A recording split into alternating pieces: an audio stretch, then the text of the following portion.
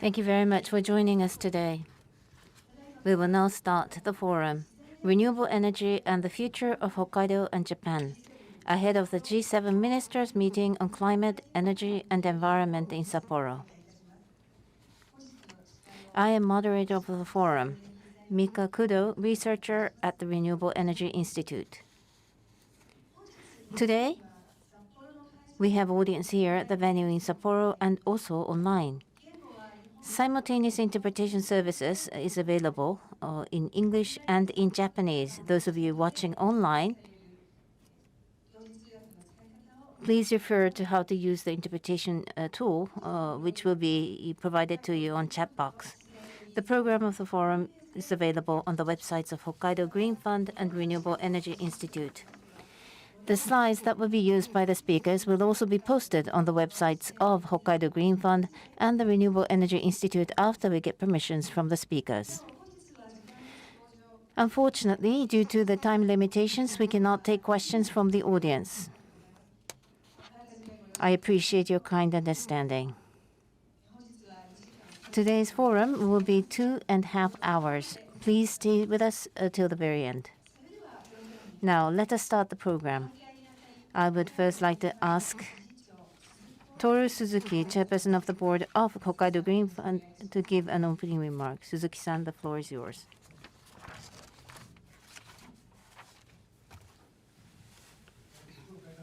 Thank you very much for the kind introduction. I am also head of the Hokkaido Green Fund, and one of the co-hosts of this event is the Renewable Energy Organization of Hokkaido. I'm also serving as a representative of that organization. My name is Suzuki. Very nice to meet you. So I know that this is a very busy time of the year, beginning of the fiscal year, and it seems as though that we have many participants to the forum, including those online. And this morning we had J Alert, and the first thing that came up into my mind is whether we'll be able to hold today's forum at all. We do have people who came from Tokyo, and I appreciate for coming. On the 15th and 16th of April, there's going to be G7 meeting in Sapporo. And that is the reason we decided to organize today's forum. Last year in May at G7, by 2035, almost all electricity should be fully or predominantly decarbonized electricity supply by 2035. That common goal was agreed by G7 leaders. And recently, IPCC came up with the sixth assessment report. And in terms of energy, we have been impacted by crisis in Ukraine. And it seems as though that things are changing rapidly in the energy market. In G7 meeting this year, we need to watch carefully what will be agreed upon. And through today's forum, I'm hoping that we'll be able to bring a momentum.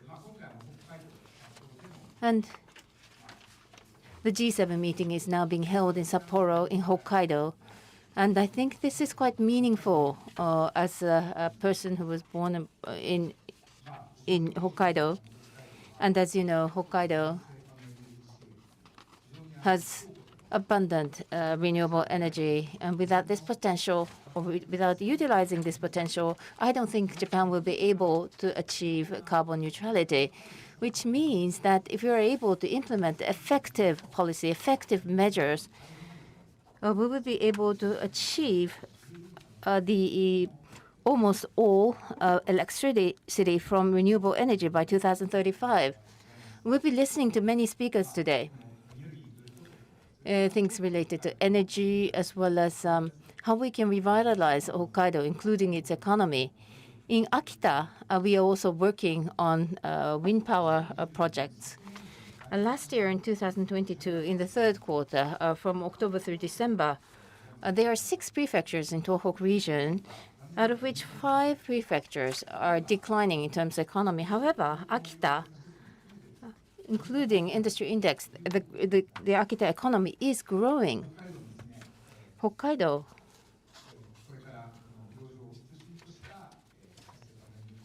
I believe we're able to create a sustainable and abundant future with renewable energy.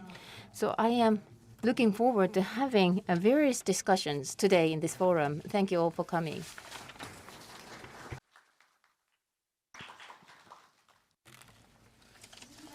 Next, on behalf of REI, Renewable Energy Institute, the Executive Director, Teruyuki Ono, will speak. Ono-san, over to you. Thank you for the introduction. As has been introduced, I'm Ono from REI. Thank you very much for such a large audience, both in person and online. Today, together with Suzuki-san and others, there are two reasons why we're organizing this forum. As Suzuki-san earlier said, this weekend, a G7 ministerial meeting is going to be held. On the 20th of March, IPCC issued its latest report. 1.5 degrees Celsius, this is something that we need to achieve in order to protect the Earth from climate change. But the window for 1.5 degrees Celsius is rapidly closing, the report said with a strong expression. Specifically, by 2035, compared to 2019, we need to cut down CO2 emission by 65%. That's what the report called for. On top of the 2030 goal, we need to add another 20% cut. So it's a huge goal. So we need to achieve this one way or the other. And at G7, I do hope that an agreement will be reached for measures to achieve this. And as Suzuki-san said, if we are to achieve that goal here in Japan, among many things, we have to massively increase the adoption of renewables. And on Tuesday this week, REI came up with 2035 energy mix proposal. We conducted a study as to how we can achieve the goal. So by 2035, at least 80% of electricity in Japan should come from renewables. So one pillar is to use solar power, 3.5 times 280 gigawatt. We need that level of solar power. For that, we need to utilize rooftop of structures and buildings. Another is wind power. We need to increase wind power by 13 times, up to 60 gigawatt. So if we are to realize these, the largest potential prefecture among Japan is Hokkaido. Hokkaido has the largest potential, as will be discussed later. So abundant natural resources and energy in Hokkaido. How can we utilize that? How can we best harness that will hold key to whether Japan will be able to achieve the goal or not. And I do hope that this forum will be able to issue a strong message to G7 participants. And I hope that this will be an opportunity to further accelerate the efforts to develop wind power in Hokkaido. Once again, thank you very much for your participation.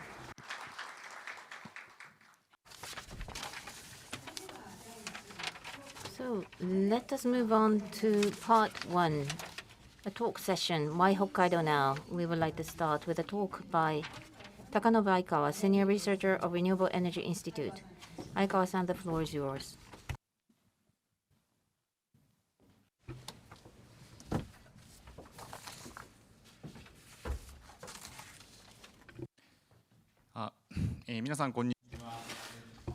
Hello, everyone. My name is Aikawa from REI, Renewable Energy Institute, as has been introduced. I would like to provide topics for the discussion to follow. As our Executive Director Ono spoke at REI, on Tuesday we made an announcement regarding our proposal for 2035 energy mix. Japan needs to supply 80% or more of its electricity from renewables, and what kind of study we have conducted for that proposal I would like to share with you today. You will be able to download my material from REI's website. So this is the content of the report that we have put together. And the key points are, as described here, we need regulatory reforms. We need to introduce measures to promote renewables. Of course, these are given by 2035. 280 gigawatt of solar power, 60 gigawatt of wind power. we need to achieve these numbers by 2035. This may not ring a bell, but in terms of solar power, we need to increase it by 3.5 times. In the case of wind power, 13 times what we have today. So massive introduction is what is called for. But if such massive adoption is realized, 80% of electricity can be supplied from natural energy, renewables, and more than 70% CO2 emission reduction can be made. And fuel costs are rising, but on an annual basis, we will be able to cut our fuel costs by 4 trillion yen or so. So there are huge social benefits to be had and enjoyed if we can realize this. And of course, we need policy measures to achieve this. We need to see solar power and wind power costs. The costs are going to evolve as described here. So in a cost competitive manner, we need to have renewables, and how it is possible, we describe that in our report. And there are 3 pie charts that we are using here. In the middle, there's amount of demand for electricity, 1,037. So please correct the number. Renewables ratio right now is 20%. Japanese government has a strategic energy plan. By 2030, renewables are to be increased to 36 to 38%. That's the Japanese government's target. So in a less than a decade, it's going to be doubled. So considering that, of course, it's not going to be easy, but we need to go above and beyond that. I think that is critical. So 2035, what REI has issued, so decarbonized electricity mix, 40% from solar, 20% from wind power, and other renewables, including biomass, hydro, and geothermal, accounting for the rest of the 20%. So 80% of electricity should come from renewables. That's our proposal. I don't have time to go into all the details, but according to the government, it is premised, the plan is premised on the use of nuclear power, but in terms of nuclear power, with respect to its safety and practicality, we do not consider that. And coal-fired power generation by 2030, we are proposing that it should be decommissioned totally. The rest should come from natural gas without increasing the number of power plants. So the premise of our report, of course, is acceleration of natural energy, renewables adoption, and of course, solar and wind power will be the leading power. And on the left-hand side, this is the power generation capacity. We need to increase it to this level. With all combined, the number right now is 112. By 2035, it needs to be raised to 375, more than 3 times. We need such power generation capacity by 2035. On the right-hand side, using this capacity, how much electricity can be generated? That's on the right-hand side. On the left-hand side, orange represents solar power. Solar power utilization compared to other power sources is lower. So in terms of the electricity generated, the orange portion of the bar is smaller. But then green is bioenergy, light blue is wind, and hydro will take up the slack. So 210 terawatt hour, which is currently being produced. From that, 714.5 terawatt hour of electricity is expected by 2035, according to our study. In the middle, for your reference, the government's goal for FY 2030, and for our study, we have not done a detailed analysis for 2030, but the pace of adoption is extrapolated and with certain other conditions, as of 2030, our estimate is that we should go above and beyond the government goal. So 2030 goal also needs to be raised according to our view. So as I said earlier, renewables, natural energy, introducing that, adopting that, of course, will also have environmental implications. We also need to consider the economics of that.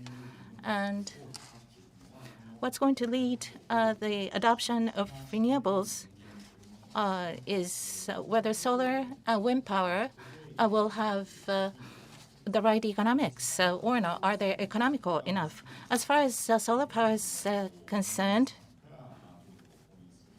rather than purchasing power from power utilities, if we have self-generation, if we have rooftop solar panels and generate power, it's cheaper to use such power generated by yourselves. And plants and factories, some of them have rooftop panels to generate its own power.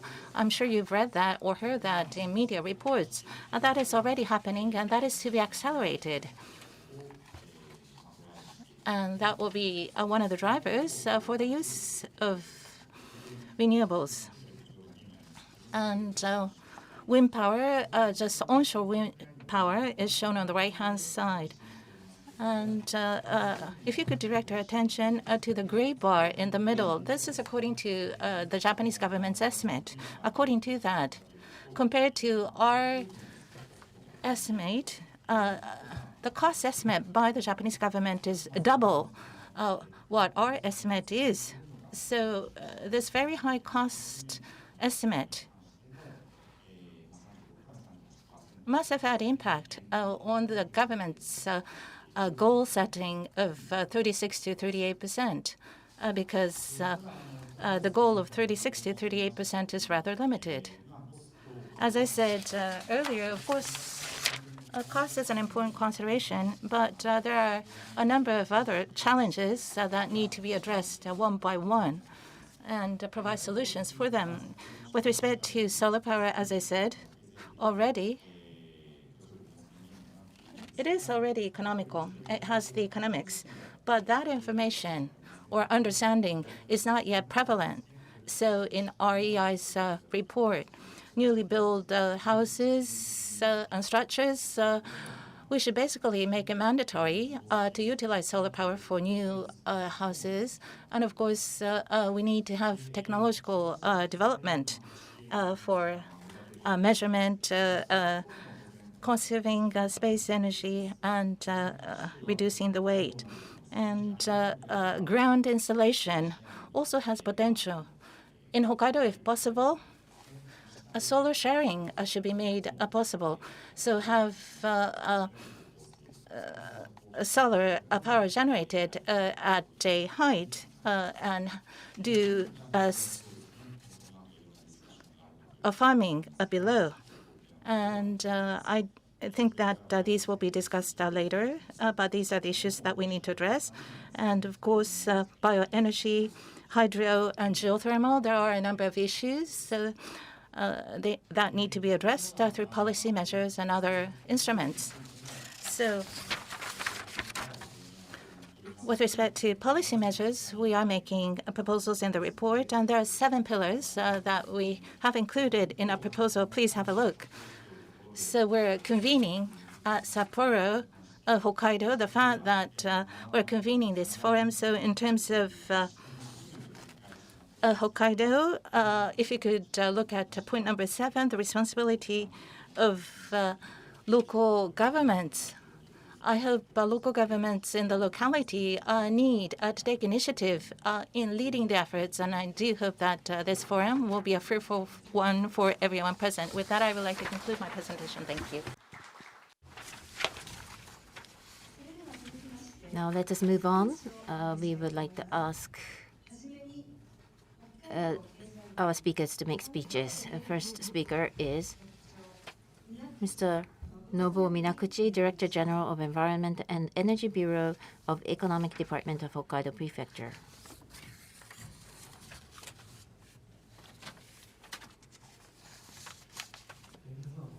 Hello, everyone. My name is Minakuchi, Director General of Environmental Energy Bureau of Economic Department of Hokkaido. Thank you very much for the opportunity. For myself, I would like to talk about how we are promoting introduction and implementation of renewable energy. First of all, I would like to share with you a zero carbon Hokkaido initiative that has been promoted by Hokkaido. Hokkaido has committed to achieve virtually zero greenhouse gas emissions in Hokkaido Prefecture by 2050. So in 2020, in March, we have made this commitment. Zero Carbon Hokkaido is in this initiative. We are implementing various measures to achieve a sustainable and vibrant society in which the economy develops and people's lives improve through efforts to achieve zero carbon emissions. By 2050, we would like to achieve virtually zero greenhouse gas emissions, but the interim target is by 2030, we would like to reduce the emissions by 48% against the level in 2013. To achieve that target, renewable energy implementation expansion is going to be the main focus. At Prefecture, we have created a plan to promote the implementation of renewable energy. And we are also implementing various initiatives to make sure that industries in Hokkaido Prefecture also develop. In terms of implementation of renewable energy, as shown on the right-hand side of the graph, it shows the level of capacity by 2030. The capacity will be double compared to the level in 2013. And the renewable energy promotion. One of the pillars is to achieve the local energy production and consumption. Here we have an example.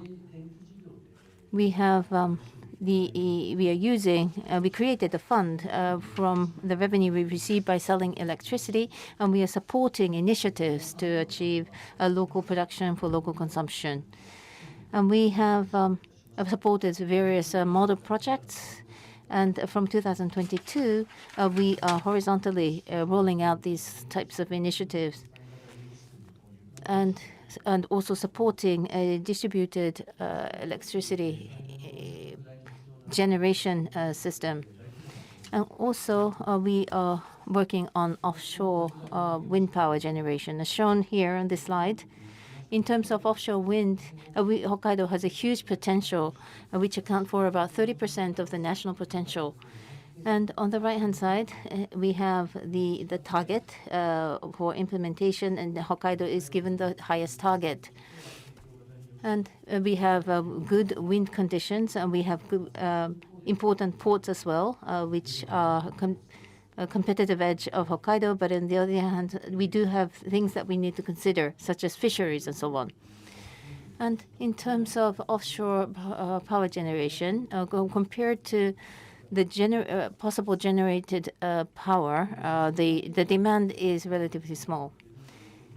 And let me share with you the current situation in terms of implementation of offshore wind power generation. In Ishikawa Port, green power investment is building a wind farm targeting to start operation December 2023. And on the Japan seaside, we have Ishikari City, Hishimamaki, Hiyama, Matsumai, in those 5 regions. They're based on the law. They are regarded or designated as sea areas where a certain level of preparations are being done to implement offshore wind power. And based on the consensus of the stakeholders in the community, they will be designated as sites for offshore wind power development.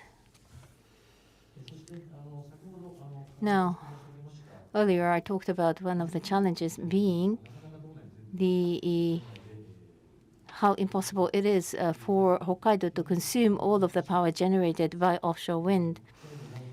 Hokkaido potential for that to be fully utilized, power to be utilized by Hokkaido is important, but more important than that is transmit the power generated in Hokkaido to the mainland of Japan. And we are considering implementation of submarine transmission lines, and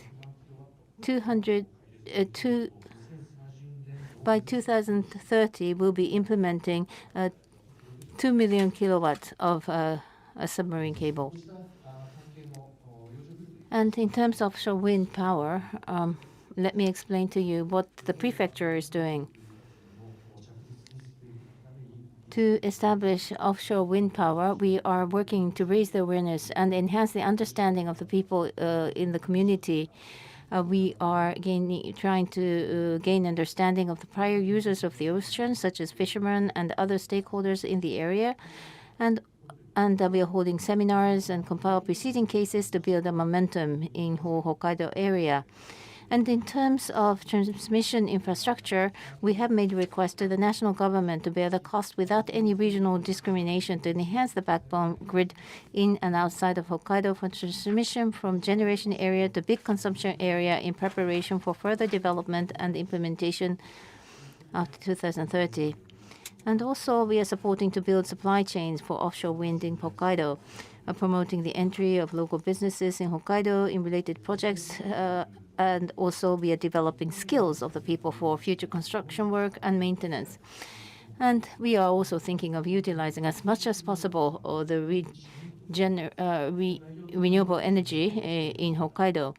One of the utilization could be in data centers. We have cool weather, cool climate. We have inexpensive and vast land, and we have abundant renewable energy. And we can use those benefits to invite data centers to Hokkaido Prefecture. And this year in February, they have selected Hokkaido to build a factory for advanced semiconductor manufacturing by Rapidus, which is the name of a company. And we are now working to bring many companies making best use of the abundant renewable energy available in Hokkaido. So what I wanted to talk about local generation, local production, and also we are working to enhance and expand offshore wind power generation, and we are hoping to revitalize the economy by making best use of the abundant energy that we have. That is all from me. Thank you very much. Minaguchi-sama, ありがとうございました。Mr. Minaguchi, thank you very much. Next, from the Environment Bureau of City of Sapporo, Director General, Mr. Sugawara, will take the floor. Please, Mr. Sugawara.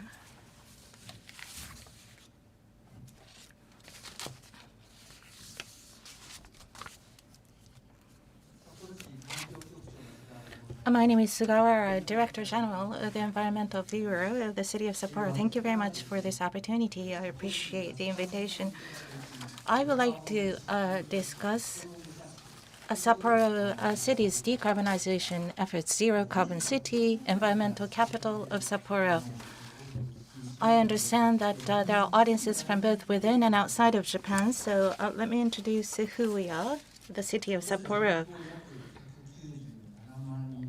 Sapporo has a population of 1.97 million, fifth largest city in Japan. As you can see on the right-hand side, so if you take population on the horizontal axis and snowfall on the vertical axis, Sapporo is the only city in the world with a population of over 1 million that receives approximately 5 meters of snowfall annually.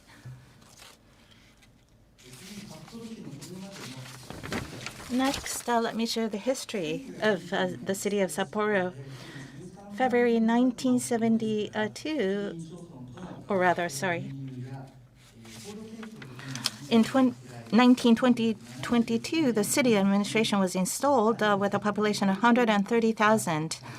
And together with other municipalities being consolidated with high economic growth, population increased. And in February of 1972, for the first time in Asia, Winter Olympics Games were held. And in April, it was designated by the government as an ordinance-designated city. And with that, city center was developed, as well as subways. And as you can see, back then, because coal was used for heating, it caused serious air pollution. But with district heating system developed at the city center, we were able to restore clean air. Back then, coal was the heat source, but now woody biomass is being used, as well as natural gas. And so this facility continues to be used to contribute to decarbonization. So this is about the future of Sapporo as well as the present. 2022, we commemorated the 100th university of the foundation of the city administration, 50 years anniversary of the Olympic Games. So we have now come to a point where we have to renew buildings and structures within the city. And in 2030, Shinkansen will be extended to reach Sapporo. And for that, we are accelerating our efforts to renew our city. And with respect to climate change measures, in 2018, the Cabinet of Japan designated Sapporo as SDG Future City. And that is because our efforts, together with the central government and universities, were evaluated highly. And in January 2020, we received platinum certification for LEED for cities and communities, the highest rank, for the first time in Japan. In February in 2020, we came up with global warming gas reduction to a zero carbon city declaration. And the following year in 2021, as part of our action plan to achieve zero carbon city, we formulated the city of Sapporo's climate change countermeasure action plan and also declared a state of climate emergency. The reduction target for 2030 for the city is going to be 55% compared to 2016. Compared to 2013, it's 59% reduction, larger than 46% by the Japanese government. And I think it's very important to utilize the characteristics of the locality if we are to achieve this. Because we are a snowy and cold region, the wintertime heating energy consumption is 3 times that of the average. And so we are promoting ZEH and ZEB in order to cut down heating energy consumption, utilizing MOEs, grants and subsidies.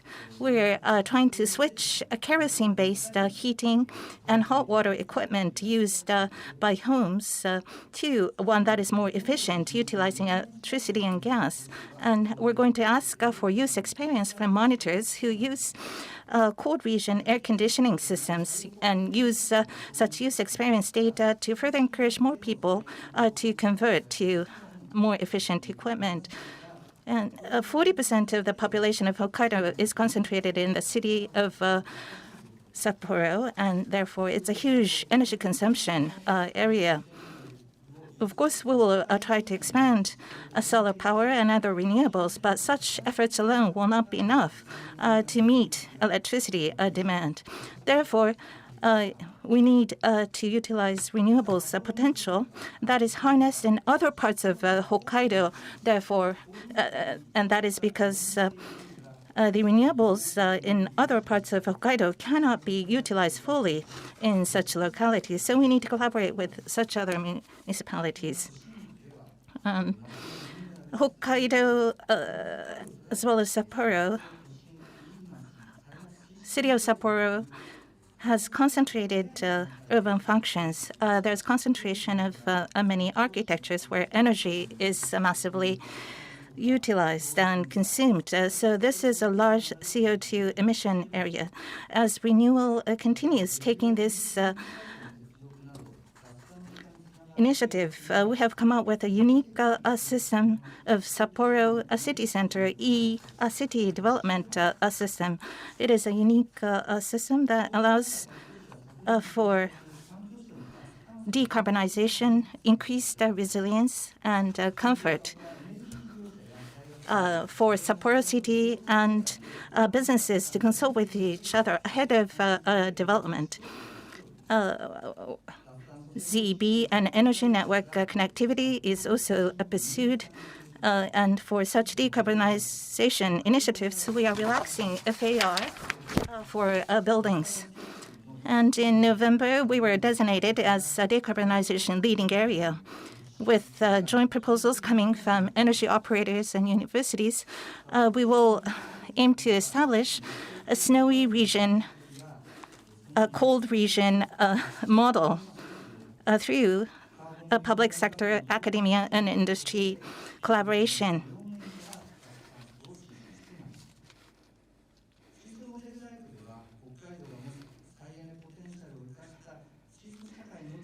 And as an overview of initiatives in the decarbonization leading area, we will promote conversion of buildings to ZEB, installation of solar power generation equipment, and introduction of SUVs and EVs in 5 areas: Sapporo City Center, private facility complex, hydrogen model district, Hokkaido University's North Campus, public facility complex, and Olympic and Paralympic facility complex. The Sapporo City Center private facility group will promote decarbonization in terms of both electricity and heat by expanding the district heat supply network, expanding the use of woody biomass as its heat source. Hydrogen Model District aims to realize a hydrogen society that takes advantage of Hokkaido renewable energy potential. Plans to build hydrogen station in city center, accommodate large vehicles for the first time, visit an exchange facility equipped with fuel cells, and supply electricity. A green hydrogen will be utilized as renewable energy sources and offshore power in Ishikari, as well as expand the demand for hydrogen through operational verification of FC trucks. Last but not least, the city of Sapporo intends to establish a model for snowy and cold regions by promoting initiatives for a decarbonized leading region that integrates urban development and environmental and energy policies to achieve global goals such as SDGs and Paris Agreement. To spread this model throughout the city and in Japan and abroad, we also consider G7 Sapporo Ministerial Conference on Climate and Energy Environment as an excellent opportunity to widely communicate our efforts. Among them, this weekend on Saturday and Sunday, we will hold Environment Plaza Hokkaido at Sapporo Dome, where you can learn about environmental extensively. And we would like to invite everyone to visit this event, because we're preparing for this meeting to showcase the attractiveness of Hokkaido and Sapporo. In order for Sapporo to fulfill its role as zero-carbon city, Sapporo environmental capital of Japan, we will continue to develop various initiatives. Appreciate your cooperation in these efforts. Thank you. Thank you very much. We would now like to move on to the next speaker. Professor Kaze Ishii of Faculty of Engineering, Division of Environmental Engineering of Hokkaido University. Hello, everyone. My name is Ishii from Hokkaido University. Thank you very much for having me today. So let me show my slides. So what am I going to talk about? I thought about it, and I decided to talk about making use of the local resources by the local community. Let me introduce myself. I'm an expert in waste, and looking into biomass and researches on renewable energy. And as shown on the last line, I am the Center of Agricultural Engineering International Collaboration Research and Education of Hokkaido University. And I am representative of the center where we try to promote collaborative research activities in the area of agriculture and engineering. When we think about the future, there are many, many issues that we face. But the most important is that we need to live in harmony with things that do not have a voice. Environment and people in developing countries, and also our children, our grandchildren, people in the next generation. We need to live in harmony with them. And to do that, we need to think about the future. And we have to think about circulation of energy and things from the perspective of society and the environment. And in the past, we were living in the natural circulation. We were living in the flow of nature. However, the stock of fossil fuels which were developed in 10,000 years or more, we began using fossil fuels, which brought about urbanization, industrialization, and the first thing that came up was the air pollution and water pollution. And now that before the depletion of fossil fuel, because of the limitation of GHG, we have to think about how we can live without using the stock of fossil fuel to harvest food and energy for human beings to survive. And when we try to do that, what's going to be useful is going to be how we can store and transport variable renewable energy, as shown on the left-hand side. And we need to have the technology where we can convert variable energy into something that can be stored and transmitted. And the main topic today, I think, is it is now time to change. We have to change. In the past, it was a discussion of local government and central government. We are talking about local community, but we have to think. We have to realize that we are all here. It shouldn't be top down. It should be bottom up with the citizen participation. It shouldn't be common or unified system. It's got to be something that meets the needs of the community. And also, it shouldn't be vertically integrated. It's got to be collaboration. It's got to be cross areas. It's not technological innovation, but what we need is human and society innovation. And in Japan, self-sufficiency rate is low for energy and food. And in the future, Hokkaido can be the supplier of food, energy, and fertilizers. So Hokkaido has a huge potential. And this map shows how we are paying so much to the outside of Japan that we are making losses in Japan in terms of energy. Today we're talking about renewable energy such as solar power, thermal, wind power, and so we need to fully utilize the resources in the local community to ensure economic development as well as rich lives of the people. As you know, Hokkaido as a GHG emission is 1.3 times higher than the national level because of the kerosene use as well as truck transportation. There are 179 local governments, and we are distributed societies. So Hokkaido it could become the very first distributed society that could actually take actions against depopulation. So what we need to do is try to use everything that we can. Energy doesn't really only mean electricity, but energy should be used for other purposes, like use as energy to run cars. Since Hokkaido is cold, we have to think about storable energy that is like that could replace things like kerosene. And what we need to do is how we can make best use of the potential of Hokkaido. We need diverse supply chains. It's not just transmission lines, not just storage batteries. We need hydrogen, and also synthetic fuels, biomethane, and so on. All these technologies need to be fully utilized and we also need to convert them into storable energy. Of course, electricity should be sent to the mainland of Japan with transmission lines to hit the balance. But I think we need to make use of everything that are available. We cannot just think about power generation. Since I'm an expert in waste, of course, power generating business is important, and circulation business is also very important. Because if we take biogas plant as an example, power generation is not big. Of course, we need numbers, but to be honest, there is a issue of odor from livestock manure, as well as coming up with good facilities, good equipment, and if we are able to run good agriculture, good dairy farming, we will be able to contribute to decarbonization. So we have to work from both sides. And if that is the case, in city development, urban development, and also people development, we have to put energy use in the center, and then around that we need circulation of goods. And we also have to develop brands of the local community. We have to do urban development or community development with participation of all. So this is actually the project that I'm working on right now. So which means a circulation of energy, food, and value that meets the characteristics of the local community. Fisheries, for example, not only catch fish in the ocean, we have to think about onshore cultivation of fish.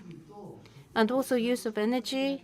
And energy and food should be produced locally for local consumption.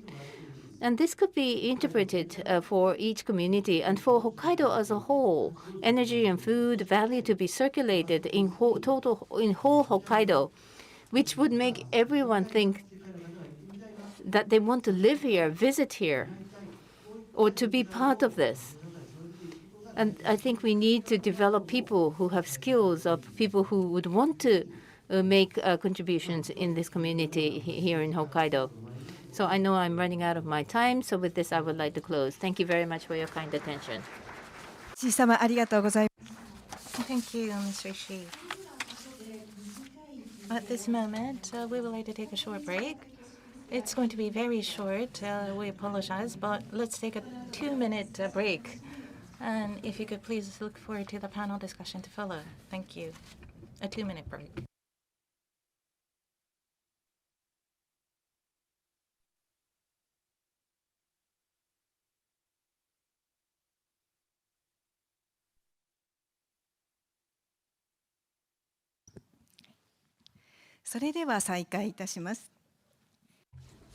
We will start again. We would like to start part 2, a panel discussion on energizing Hokkaido with renewable energy. Let me introduce our panelists. We have Mayor of Ishikari City, Mr. Katsuyuki Kato. Hello, everyone. My name is Kato, from Mayor of Ishikari City. Nice to meet you all. And we have Mayor of Sutsu Town, Chairman of Nationwide Council of Municipalities for Wind Power Promotion, Mr. Haruka Kataoka. Thank you for the introduction. My name is Kataoka. Nice to meet you. We have Executive Vice President of Hokuta Company, Satoru Yoshida. Thank you for the introduction. My name is Yoshida. I'm looking forward to having good discussions. Our President and CEO of Denzai, Mr. Koki Uemura. Hello, everyone. My name is Uemura from Denzai. And Senior Researcher of Renewable Energy Institute, Mr. Tetsuo Saito. My name is Saito. Nice to meet you. And we have the moderator, Director of Renewable Energy Institute, Ms. Mika Obayashi. Obayashi-san, over to you, please. Kudo-san, thank you for the introduction. I have the pleasure of serving as the moderator of this session. My name is Obayashi from REI. So this event, why Hokkaido now? So the promotion of renewables, how it's utilized, what kind of initiatives are underway. We heard from Hokkaido officials and from the professor of Hokkaido University. We heard about offshore wind, bioenergy that comes from the locality. Under what kind of framework can citizens participate? That's a crucial question, he said. So first up, REI came up with a new study. 2035, we will be able to supply electricity, 80% of it from renewables. We briefly introduced you to the report. It's an ambitious study. And actually, last week, so interconnectivity, we had grid interconnectivity study. 2050, not just electricity, but the electricity to be envisioned. If 100% of that is to come from renewables, what kind of grids do we need? What kind of connection do we need? We issued that study. And in that study, Hokkaido occupies a very important position. So without harnessing the renewables potential in Hokkaido, we will not be able to achieve our goals, including the goals for renewables. That is the conclusion that we have derived in our study. So REI, together with the corporations, on the 4th of April last week, we ran this one-page ad on Nikkei. In order to promote offshore wind, we want that topic to be taken up by G7. And next to that is our ad on Hokkaido, a local newspaper. There's hope offshore, but there's a particular hope off the coast of Hokkaido, I think. So in this session that we're having, we would like to hear from the panelists, the discussants, as to what they're doing in their own area. Each will be given 5 minutes. Following that, well, because there are various challenges and barriers, I would like to share them with the discussants, the speakers, and solicit comments from the speakers. I have 2 rounds of comments, and we will have closing remarks by each of the speakers as well. Now, these speakers, they're all from Hokkaido. Saito-san, you are REI. So you must be living in Tokyo for 30 years or so, but he's from Hokkaido originally. Uemura-san of Denzai, Yoshida-san from Hokutaku, Kataoka-san, Kato-san, the mayors, of course, are from Hokkaido. So if we think of key players for offshore, we need to think about Hokkaido, and thus we have invited speakers from Hokkaido. So what are the challenges? What is the hope?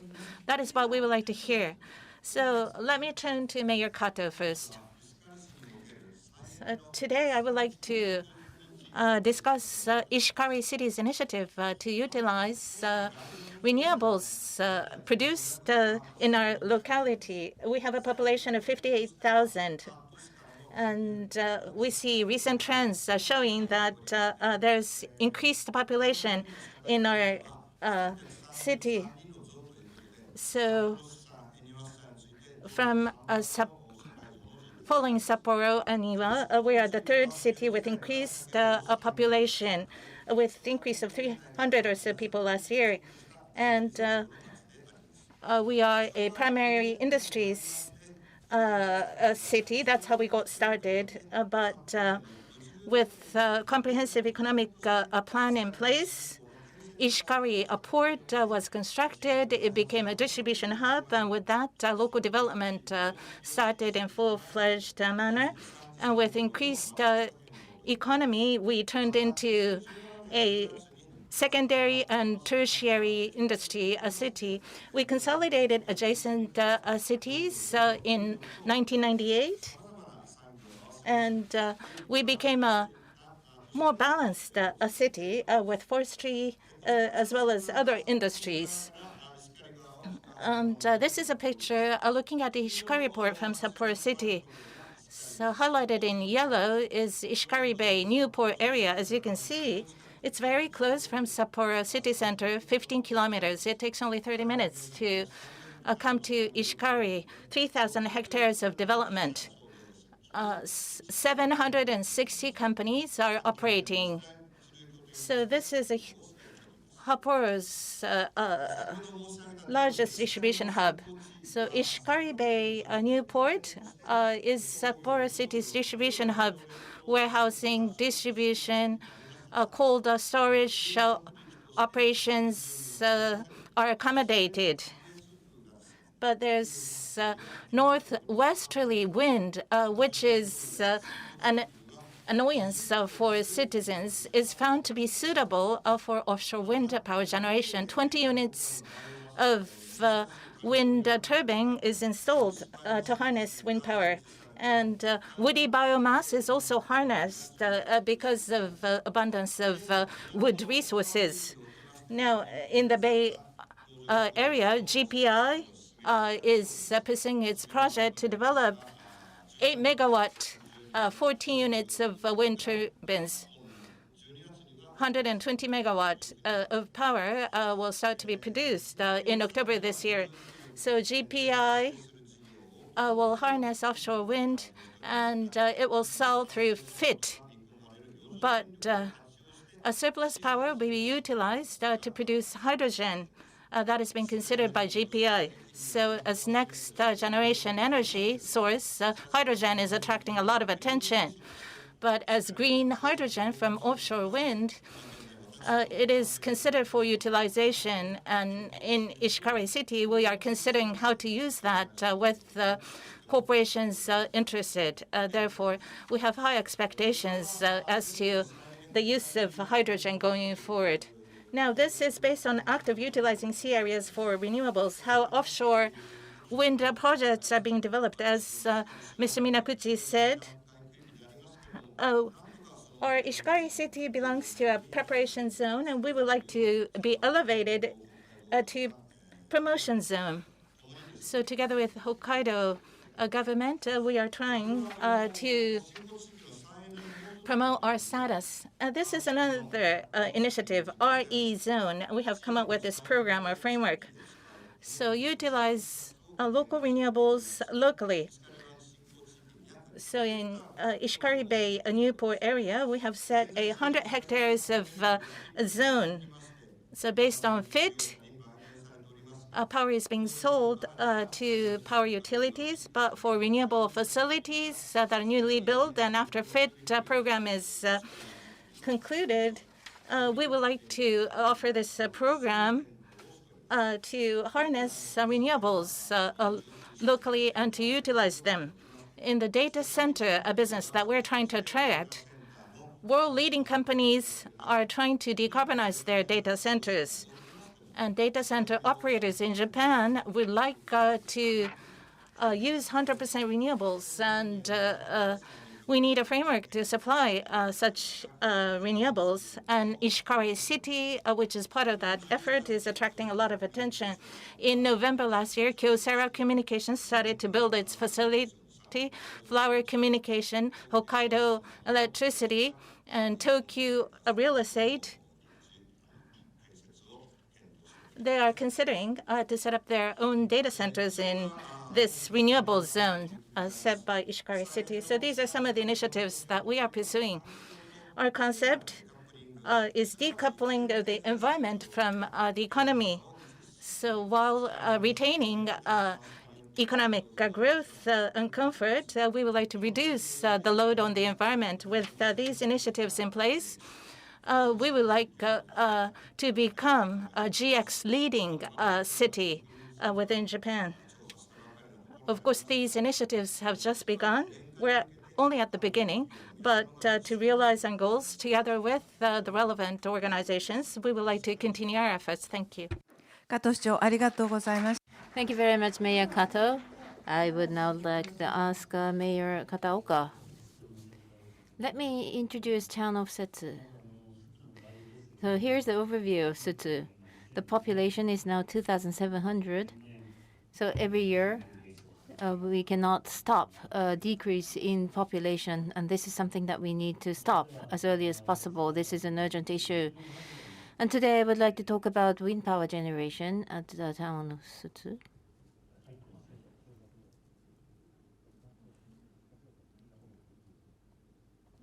Does it work?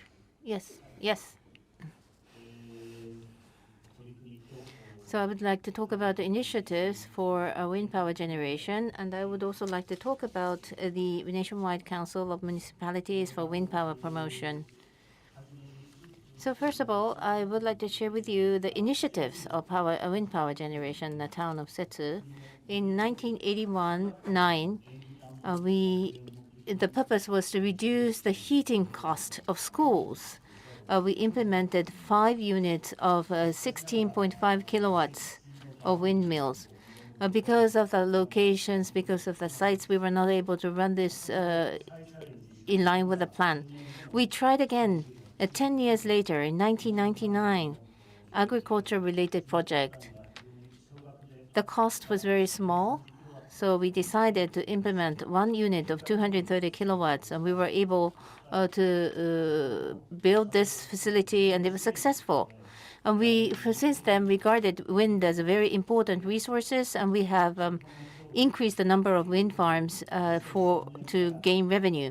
From 2003, one after the other, we have implemented windmills. And in March, we implemented 2. The total number is 13, and the total capacity is 20,560 kilowatts. And during this time, in 2011, due to implementation of FIT Act, the sales price doubled to 20 yen, with which we were able to triple our income, which was very much appreciated by the town of Sutsu, because we had very challenging budget, and we were very happy that we started the wind farm implementation. And this table shows how we are making best use of the income from the wind power generation. We are using it on revitalization of industries, healthcare, welfare, education, and so on. And because the people in the community were not enjoying the benefits, what we did was we reduced the fees. We made the fees 0 for water supply. And we decided to provide coupons depending on how the needs of the residents. We are being creative every year to provide to give returns to the residents. And we are also working on environment so that we can do reinvestment for environment. And we are also teaching school children about wind farms. I think there are many positive impacts by the town working on wind power generation projects.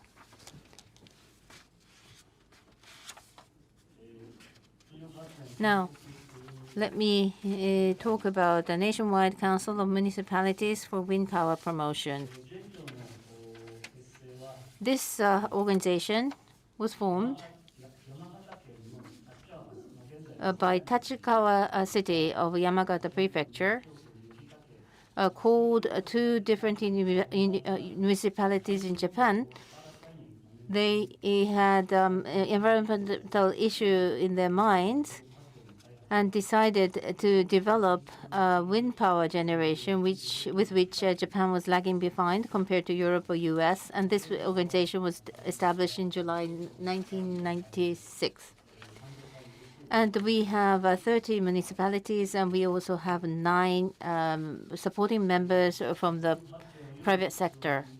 And to promote wind power generation, we need to ensure that the benefits enjoyed by the hosting communities. Just to share with you one example, as shown here on this slide, the supplied area and the consumption area, the electricity fee were exactly the same.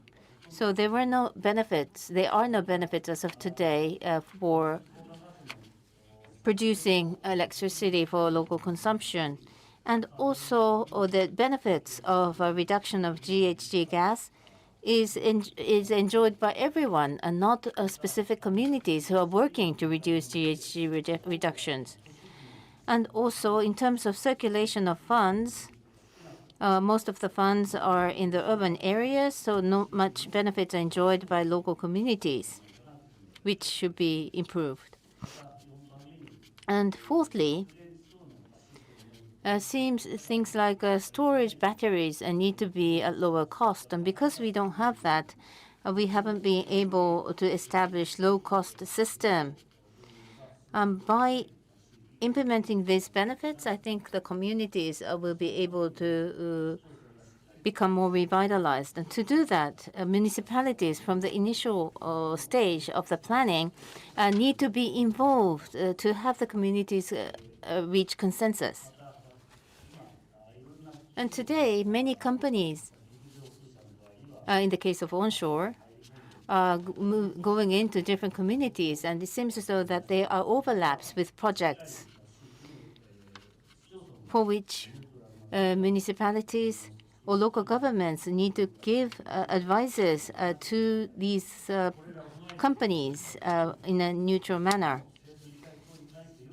And also, and I think there is a need for local community governments to make efforts in raising awareness. 方から、So, from the two speakers, we heard about the role of local governments, how they are proactively engaging in efforts. REI's 7-point recommendation, the seventh point, the last point, is the duty responsibility of local governments.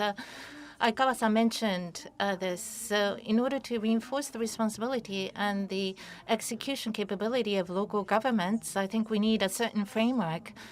Mayor of Ishikawa talked about hydrogen and renewable energy zone, RE zone, that Ishikari has set up such an area. How can it be developed? He talked about that. All of that, of course, will be affected by the policy of the national government.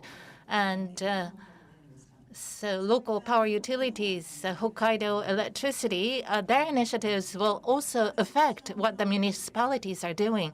So when we have a discussion, what are the problems and what kind of support framework is necessary, I would like to hear from the two speakers later. So Mr. Kato, Mr. Kataoka, I will ask you later.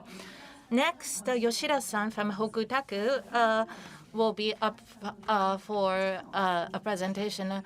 Hokutaku and Denzai are two major corporations in this locality whom we invited. So they have a number of activities to develop power, wind power.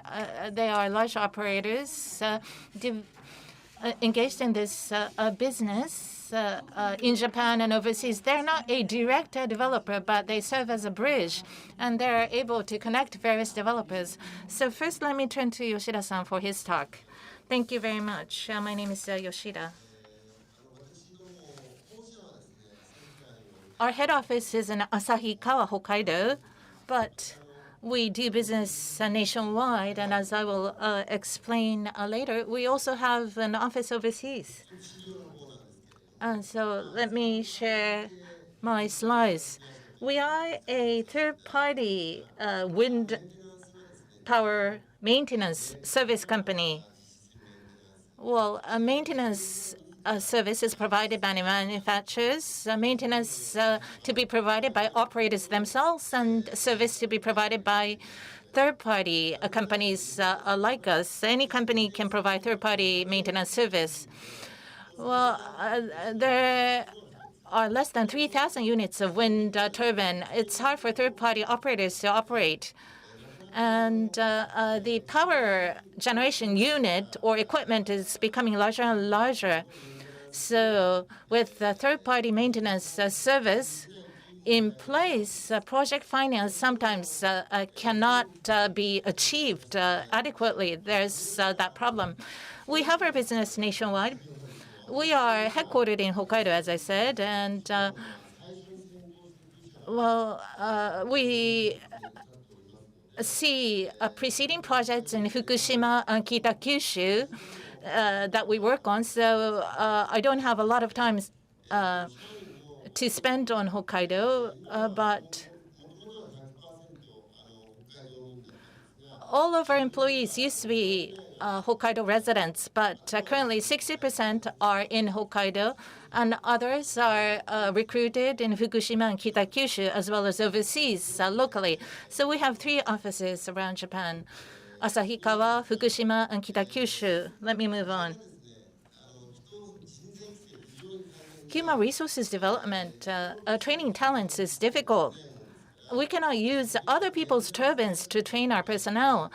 Well, we are introduced as a maintenance service company. We're not a developer, but we actually have our own turbines and solar power equipment. So we use our own wind turbines to train our personnel. We don't have turbines in Hokkaido, unfortunately. Onshore, we set up a nacelle. We have such a facility in Hokkaido for training purposes. And the next project upcoming is in Kitakyushu. 9.6 megawatt, 25 units of wind turbines are to be installed in Kitakyushu. So next to GPI, I think we are the second largest in terms of the size of the project in Kitakyushu. And next month, we're going to start construction. And in order to provide maintenance services, we have made a 10% investment in the project. And we are utilizing part of the facility for training our own personnel. And we used to be part of the assembly industry for the supply chain. And regarding after-market service provision, we have a number of exclusive agreements with part manufacturers from around the world. So our strength is that we are part of this supply chain. In order to collaborate with such a supply chain, we have a branch office in Düsseldorf, Germany. And lastly, to collaborate with localities, we have to develop human resources talents. So with technical high schools and vocational high schools, we receive interns from such schools. And in order to make an entry in a new market, it says GWO, Global Wind Organization. So wind turbine manufacturers, they need to provide safety training to personnel. In order to provide maintenance service, we have to be qualified by GWO. This is an entry barrier for the maintenance market. Nissin Marine in Kitakyushu used to be the sole operator qualified by GWO. We are the fourth. In Fukushima, we have set up a facility qualified by GWO. And on the right, training that is specific to offshore. Last year, ANRE, Agency of Natural Resources and Energy, provided us with a grant. In February next year, we're going to complete this facility that will be able to provide training offshore to our personnel. That concludes my remarks. Thank you. 続きまして、上村さんお願い。Thank you very much. Let us move on. Uemura-san, please. So he has just formed MOPA. So it's very first time for me to see him in his workwear. He has happy as well. Thank you for the introduction. My name is Uemura from Denzai. Let me explain the overview of the company. And as I mentioned, I would like to talk about Muroran as a promotions association that we just started. So we are Denzai. We have offices in Tokyo and Muroran. And we also have one in Singapore as well. The number of consolidated employees is 971, and we are about to reach 1,000 employees. We started with crane leasing business, and I think we are #1 company owning highest number of cranes.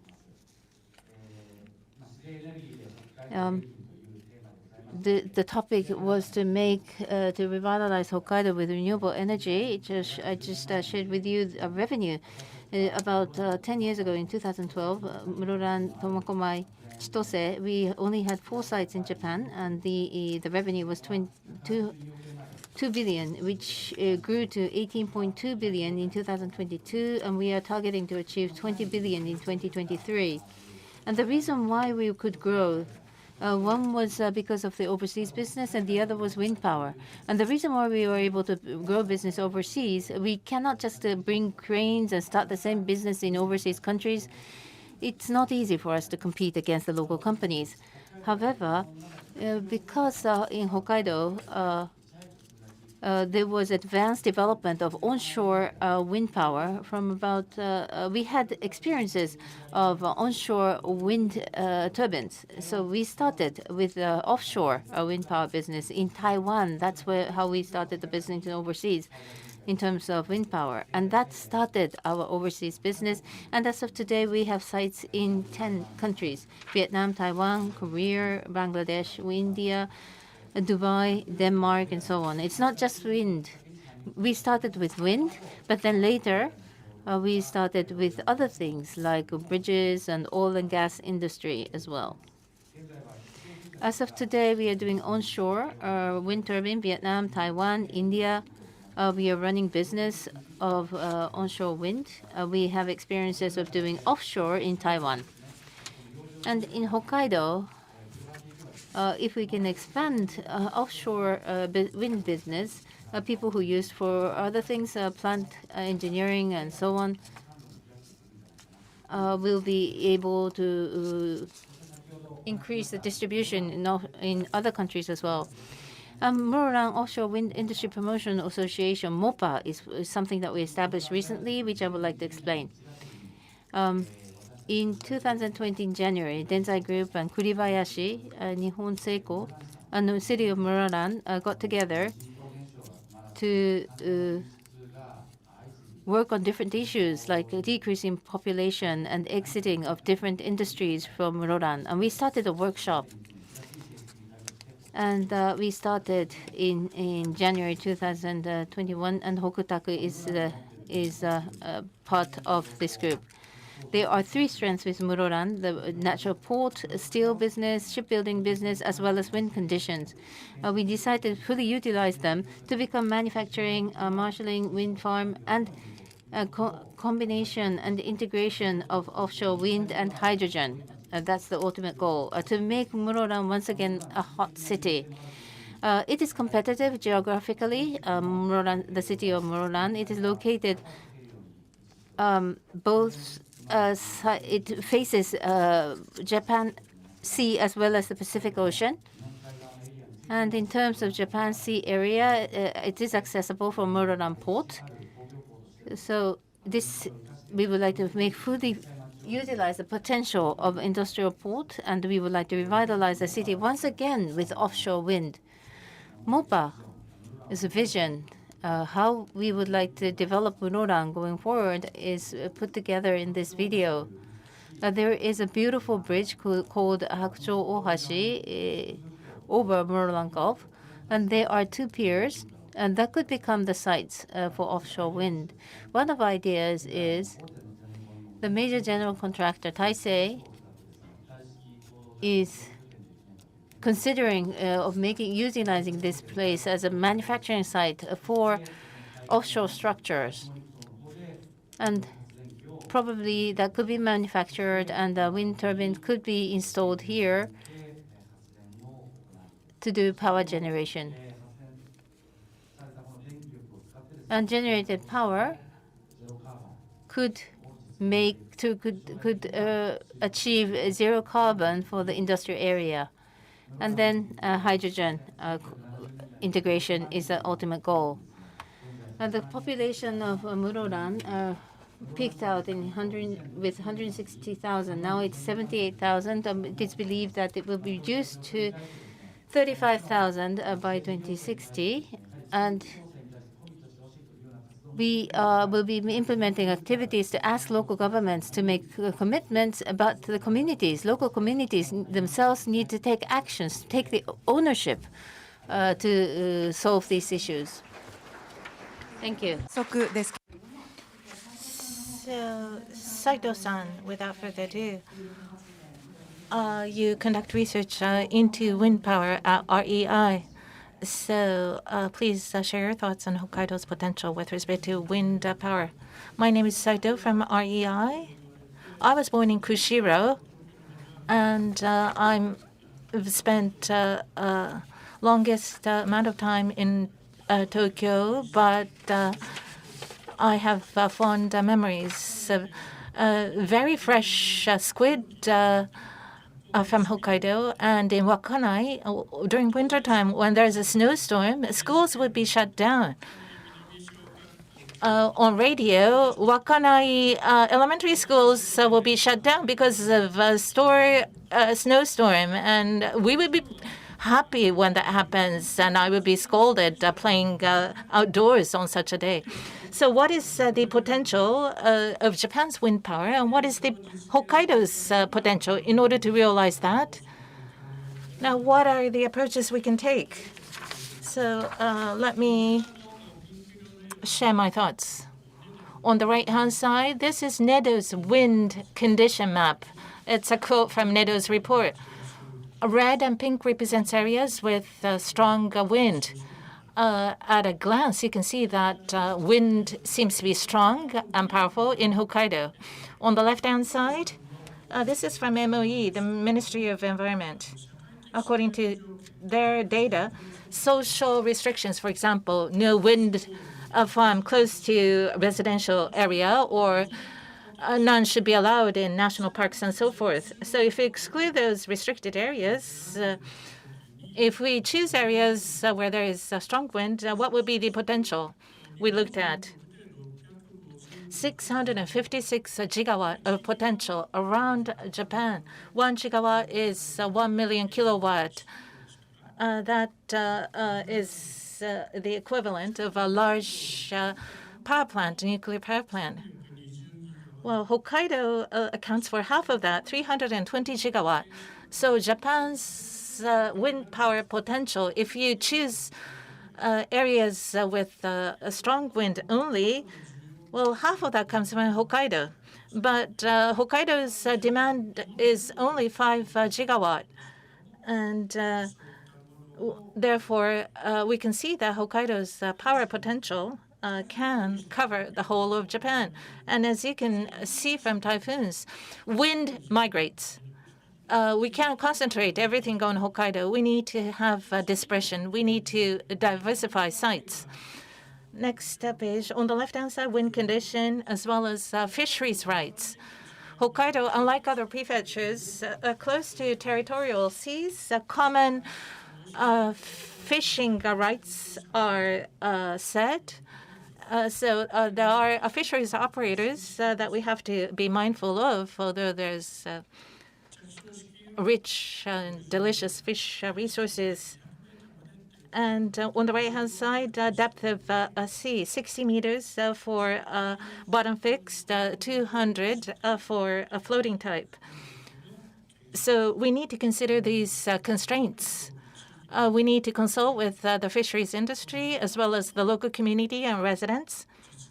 We will not be able to successfully realize offshore wind projects. That concludes my remarks. Thank you.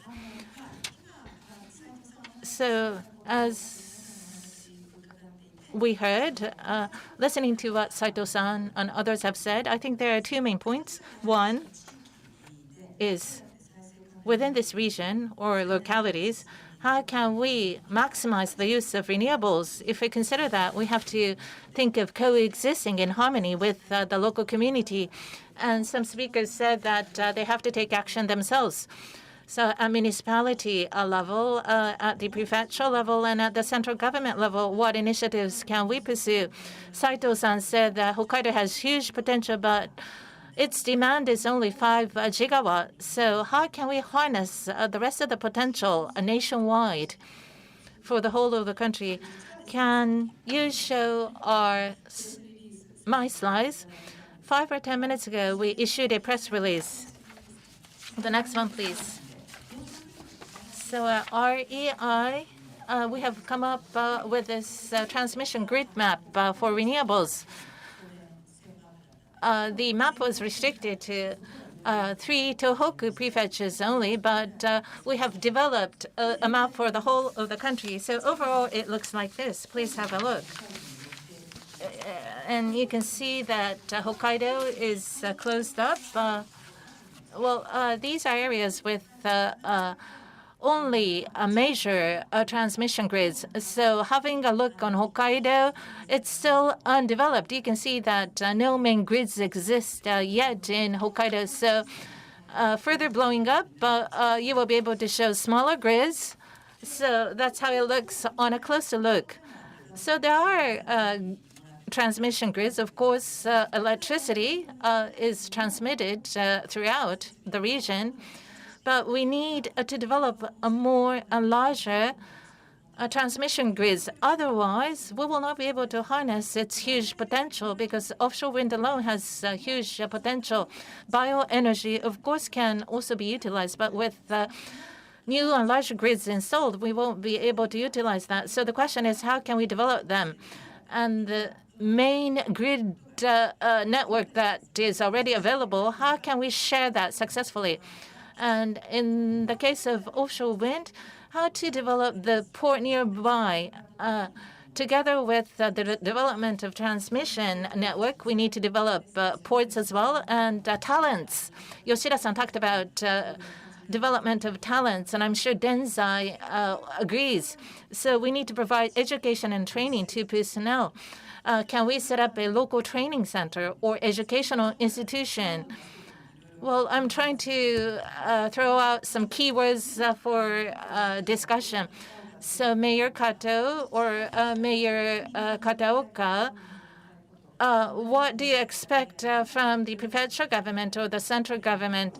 There are challenges and barriers, and so can we have your comments 3 minutes each?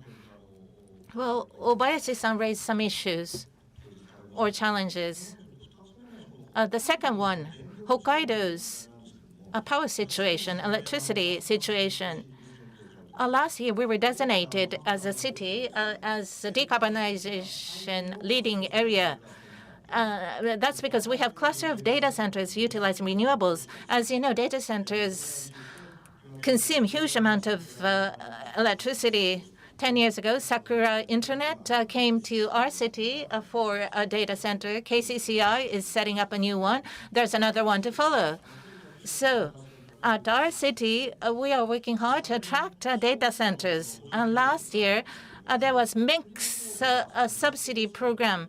And the central government wants to diversify risks. Data centers concentrated in Tokyo are to be dispersed throughout Japan. I think MEC has granted subsidies to 7 projects. Ishikari was chosen as one of them. And so one in Tohoku, I think it was Fukushima Prefecture, and there's one in Hokkaido, Ishikari, and in Kinki area, 3.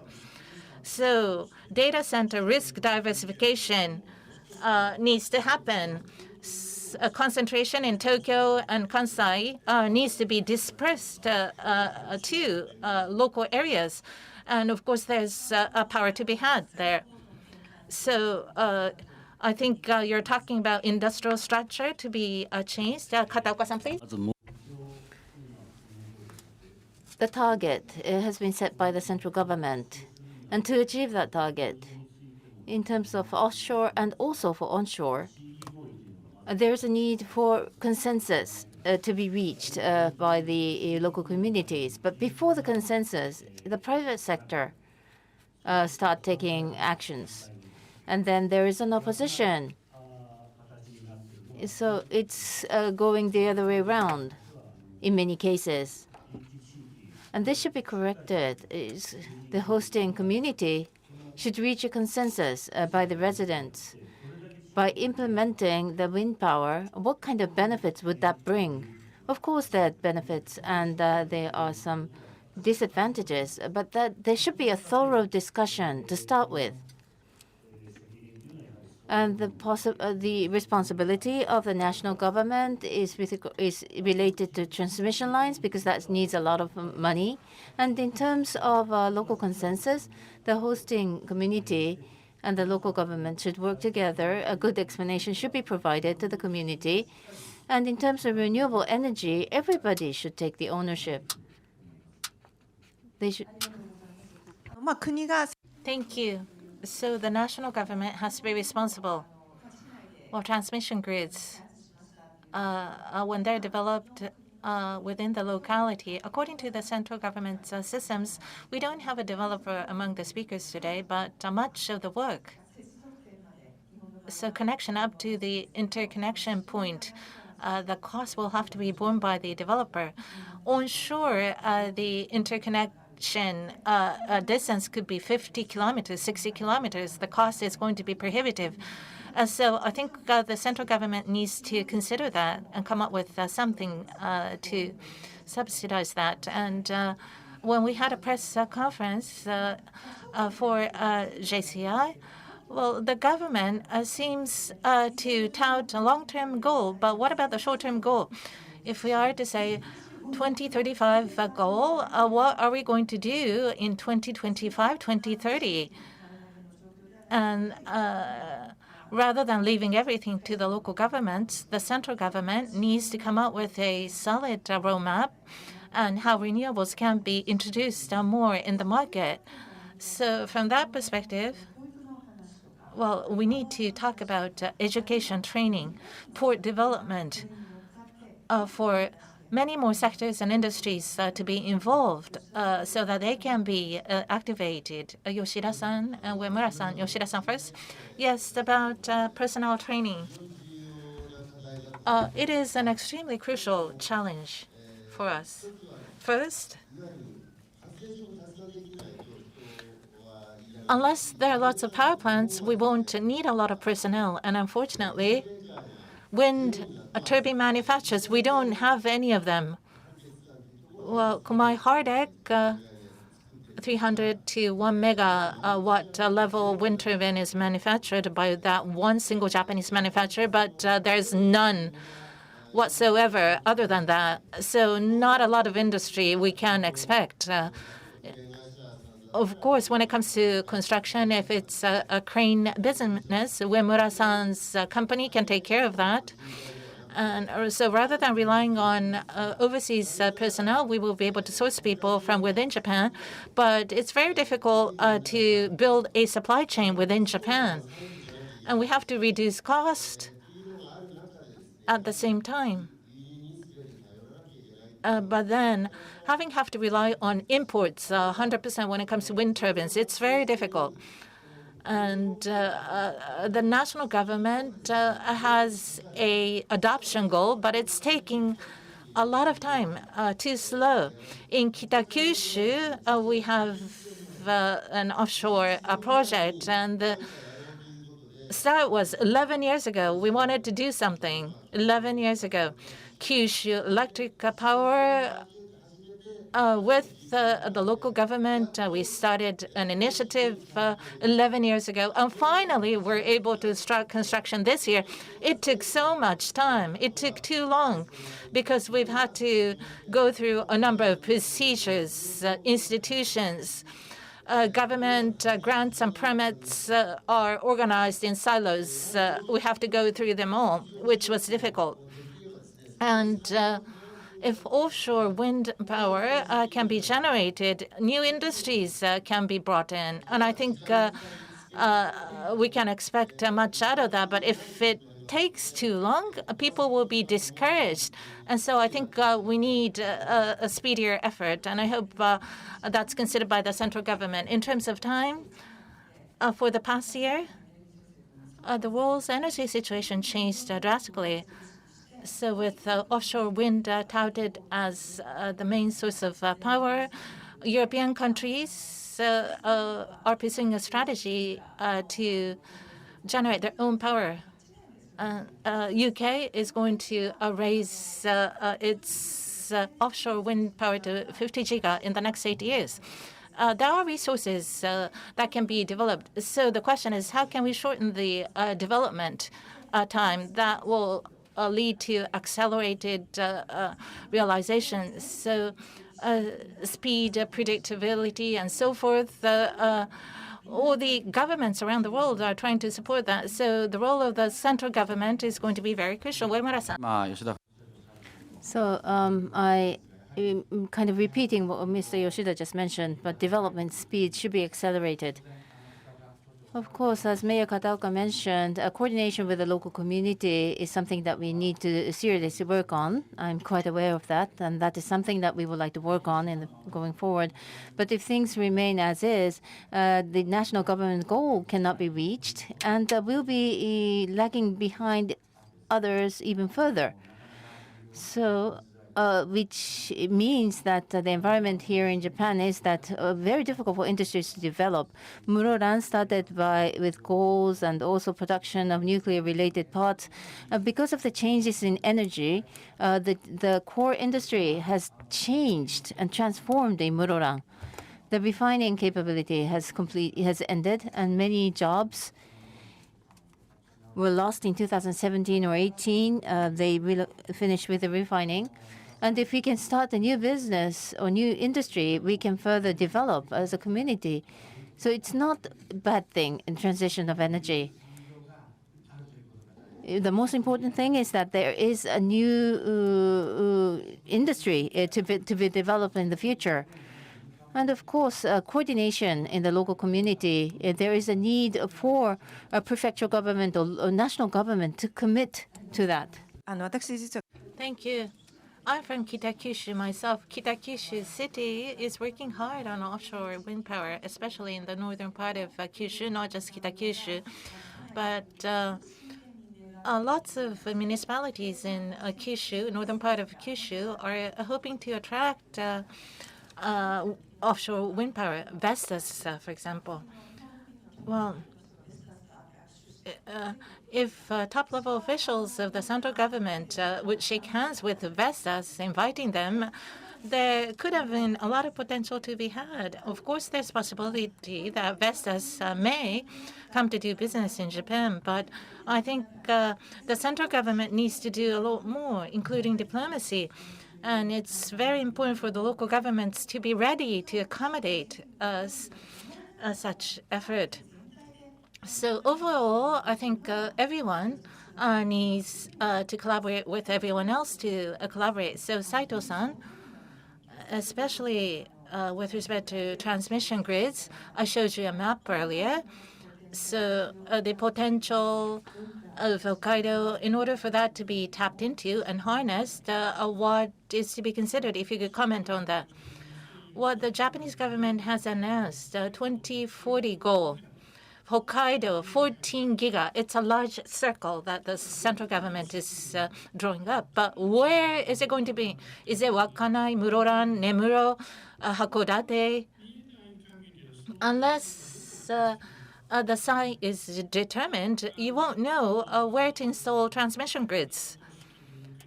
Well, for the central method, the project for developing transmission grids will start, and I think METI, Henri, will make an announcement.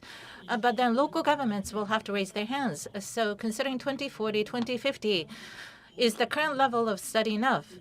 Not a large circle. The central government will have to determine which site it's going to be. Once that's determined, we will know where to install transmission grids as well as ports. Things will start moving, and that is what is lacking today. まあもちろん Thank you very much. 14 giga, did you say? 14 giga in 2040, that is not good enough. Considering the potential of Hokkaido, it could be bigger. Unfortunately, we are running out of time. So we have to end within 10 minutes. So lastly, I'd like to ask you, each one of you, to give some final comments for about 1 minute or 1 minute and a half. And I would like each one of you to make a declaration on what kind of commitment you'd like to make. Starting with Kato-san, please. 難しいのを So I have to briefly summarize what I'm to say. It's difficult. At any rate, vis-a-vis these global issues, even a municipality like us with a population of 58,000, we are able to contribute to attract businesses, to promote renewables. Together with our citizens, we are pushing for that. And that is the mission given to me. So we'll do our very best. We will continue that. Thank you. Now, with regards to wind turbines, big scale, small scale, there are various types.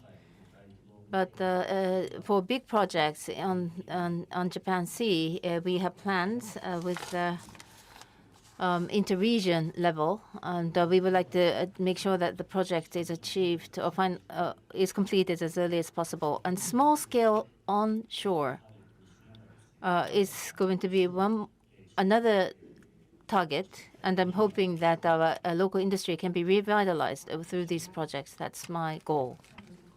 Thank you, Kato-san. 岡町長、大変ありがとうございました。 Thank you. Mayor Kataoka Yoshida-san, please. Thank you very much, everyone. Well, talent development. Without talents and people, we won't be able to provide maintenance service to wind turbines. Wind turbines were said to be maintenance free, but we need human intervention to drive availability up for wind turbines. That's very important.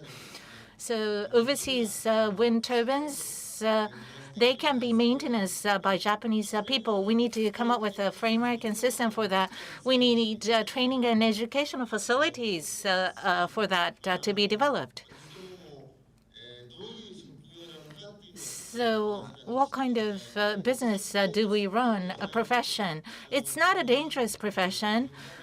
We are providing valuable services. I want people to know that. So I would like to stake the rest of my career to have people understand that. That will be my mission. Thank you once again for your invitation today. そういう意味では例え So in that case, since educational facilities, if they are to be developed in Sutsu or Muroran, such kind of functional support functions can be supported by local governments. Uemura-san, please. Of course, there is an issue about grid. However, to promote offshore wind in Hokkaido, there is a need to create a vision of harmonized coexistence with fisheries. Muroran alone cannot achieve this. So I would like to work together with Ishikari City and Sutsu Town, of course, and other areas in Hokkaido. We need to work together with all of them so that we can further bring the and realize the momentum of offshore wind in Hokkaido. Hokkaido could be considered as one independent country. It has a huge potential. It could become quality area. It has a brand. Hokkaido is a huge brand, well accepted by people in Asia. We have ample food and energy and resources. If we can have energy of our own, Hokkaido will be the best. And the population size is about that of Denmark. The area size the land size is very big, but per person GDP is about 50%. I believe that Hokkaido is not such a poor prefecture. This year, beginning of autumn, there's going to be Global Offshore Summit in Kitakyushu, and I'm hoping that this could be held in Sapporo next year. We are engaged in lobbying activities. I would like to bring momentum to Hokkaido. あります。Thank you very much. Well, Hokkaido is such a great region, so much so that it can be an independent state. Saito-san, so as we adopt renewables, are we going to rely just on the wind condition or solar power? That's why we can't rely on it. It's no good. Well, wind power and solar, they complement each other. So at low pressure, wind is strong. It's usually cloudy.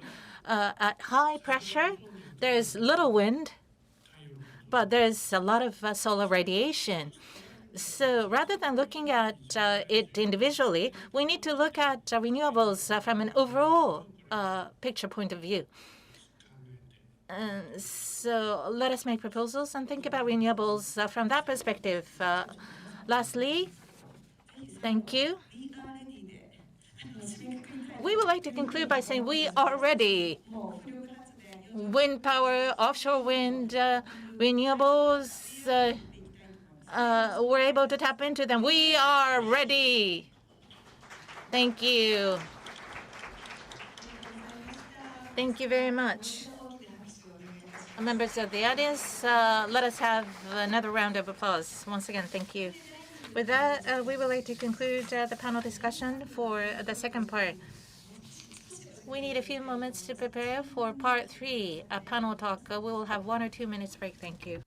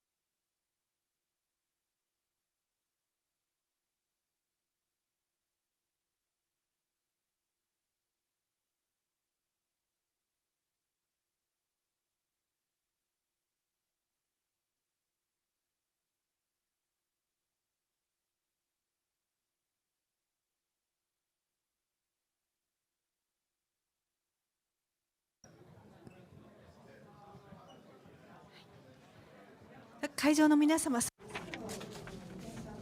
So we would like to start part 3. Please take your seats.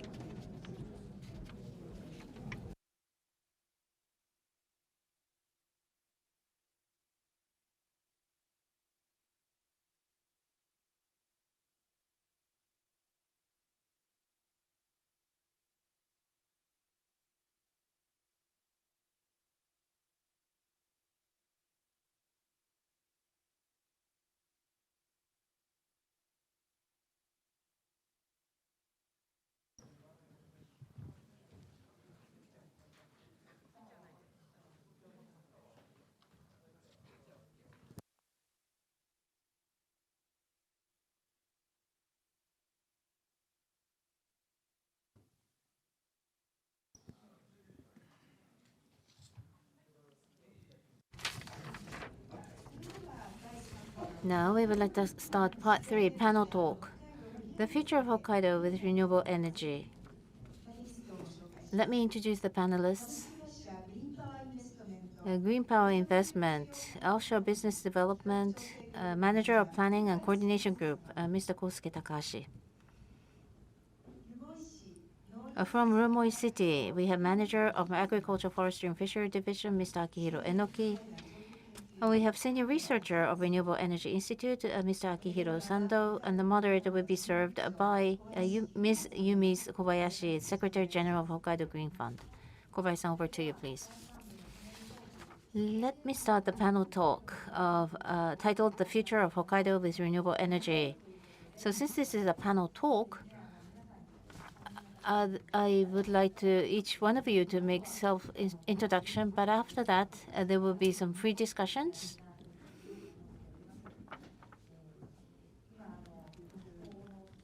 So people talk about climate crisis, energy crisis, and that there's a need to solve both issues at the same time. And we have emitted a lot of CO2 in the past, and we have to make sure that we did not force the next generation to take care of that problem. And that is the reason why I work for Hokkaido Green Fund, working on renewable energy and energy saving, so that we don't have to do that, leave the problem to the next generation. Next 10 years is going to be the key. That was what Secretary General Gutierrez mentioned when the report was issued by IPCC the other day. So we have to do everything we can today. And based on that, we would like to start with a panel talk. First of all, I would like to ask Takashi-san to do a presentation. Thank you very much. I am Takashi from Green Power Investment. And today, I would like to talk about how offshore wind power generation can be developed in Japan based on my experiences in the business. The first, what's shown on the first slide, the photograph. This is the Ishikari project. So this is what we would look like when offshore wind farm starts its operation. Last year, we started the construction work, and before the end of the year, we are hoping to start the operation of the wind farm. And the participants here, I believe many of you are from Hokkaido, and we have been supported by people in the community to run this project, and I would like to take this opportunity to thank you all for your cooperation. My second slide, what's shown on the right-hand side, is the offshore wind implementation image by region. As you can see, mainly in Hokkaido, there you can see that there is high potential for north of Japan, and 2040 target 30% is from Hokkaido. There is high expectation from Hokkaido. When we talk about offshore wind, these are huge power source. So therefore, electricity could be supplied to other regions. But if electricity is delivered to other regions, the current grid or existing grid may not be sufficient. And to that point, the national government is going to implement a submarine DC transmission grid. And offshore wind, when they are introduced, what are the benefits that can be enjoyed? These are the kind of items that are often mentioned. We can improve energy security as Japan, as a country, and in the hosting community, it has ripple effects to the economy. Generation of new jobs could be the benefits that could be brought about. However, even with those benefits, in the areas where offshore wind implementation are discussed, there are many concerns, which is a fact. Even before the act on the utilization of sea areas for energy generation, I was involved in this as a project manager. People regarded this as something suspicious. And because of the lack of the understanding by the community, we were reprimanded by the people in the community, and it took time to make people understand the need of the offshore wind. But not limited to offshore wind, to implement and expand renewable energy, there is a need to achieve harmonious coexistence with the community. And we have a picture on the right-hand side. These are one of the initiatives that we are implementing. We are trying to communicate the attractiveness of the hosting communities of our projects. So Ishikari City, where we are doing construction, and also the biggest onshore wind farm is being operated in Tsugaru City of Aomori Prefecture.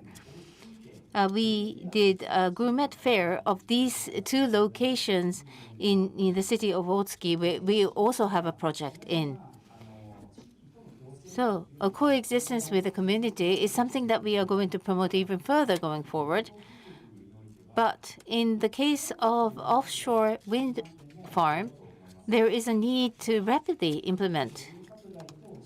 So quick implementation and coexistence with the community, how can we achieve both? I think there is a need to provide opportunity to think about the future of energy, which is the foundation of our lives. And I don't think we don't need a different opportunity to do that. I think this designation of promising area could be one. Well, if the area is designated as a promising area, there will be a council established and opinions will be compiled. And the selected vendor will have to provide periodic reports. The contents of these reports and the time needed to put together the reports is different from one region to another. But as we build up precedents, the contents of these opinion reports are becoming more specific. So what is required as of today is to increase the number of designations as promising areas so that people can take ownership on the energy policy or energy plan of the country. And lastly, this is just an advertising.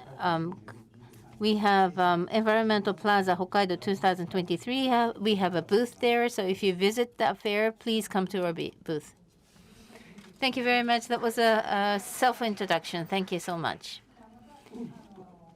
So we can continue with the discussions later. And now I would like to ask Emoi-san from Rumoi City. My name is Enoki from Agricultural, Forestry and Fisheries Division of Rumoi City. I'm a local government official. So primary industries, agriculture, forestry and fisheries. I'm responsible for the administration of these local primary industries. So I would like to explain the outline of Renewable City, and after that, for the introduction of renewables, what kind of activities and initiatives we have. So let me briefly explain that verbally.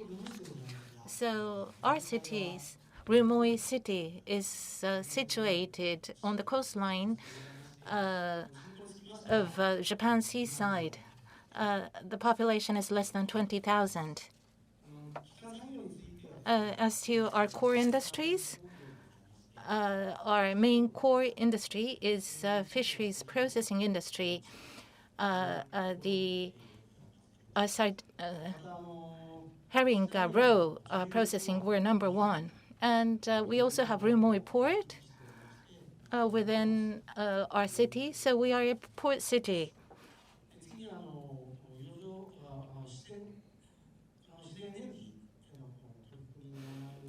Now, as to what we're doing for renewables, the potential of the wind condition in remote city, can it be utilized? We have been considering. So we are now conducting a study regarding offshore wind off the coast of our city. And there's a feasibility study, a project that's set up by the national government. We have been chosen as a city for that. And we have also made an entry to potentially utilize our port for offshore wind power development. And of course, going forward, we need to engage in consultations with a number of relevant parties. And so how are we going to start an offshore wind project? What are the specifics? First, there are many stakeholders within the city, residents, citizens. We need to forge a common understanding as to what offshore wind power is. And in February this year, the mayor of the city, heading up a delegation, was sent to Goto, a city in Nagasaki, and Kita-Kyushu Port in Kyushu. Our local delegation made a visit to these municipalities to develop better understanding of offshore wind. And 6 executive members of the local fisheries union were part of the delegation. And so now that we have studied, we would like to continue with our study in stages. This is not necessarily about renewables, but we would also like to focus on global warming countermeasures, utilizing part of the sea area around Rimoi Port. We would like to conduct a blue carbon demonstration project using seaweed, and that's something that we've begun last year. We will continue with that as well. That concludes my remarks. Thank you. じゃあじゃあはい。 Yes, thank you very much for the self-introduction. Sando-san, over to you, please. 皆さんこんにちは。 Hello, everyone. From REI, my name is Akihiro Sando, a senior researcher at REI. In terms of offshore wind, I'm doing a research and policy proposals regarding a coexistence with the local community. And so let me share my thoughts.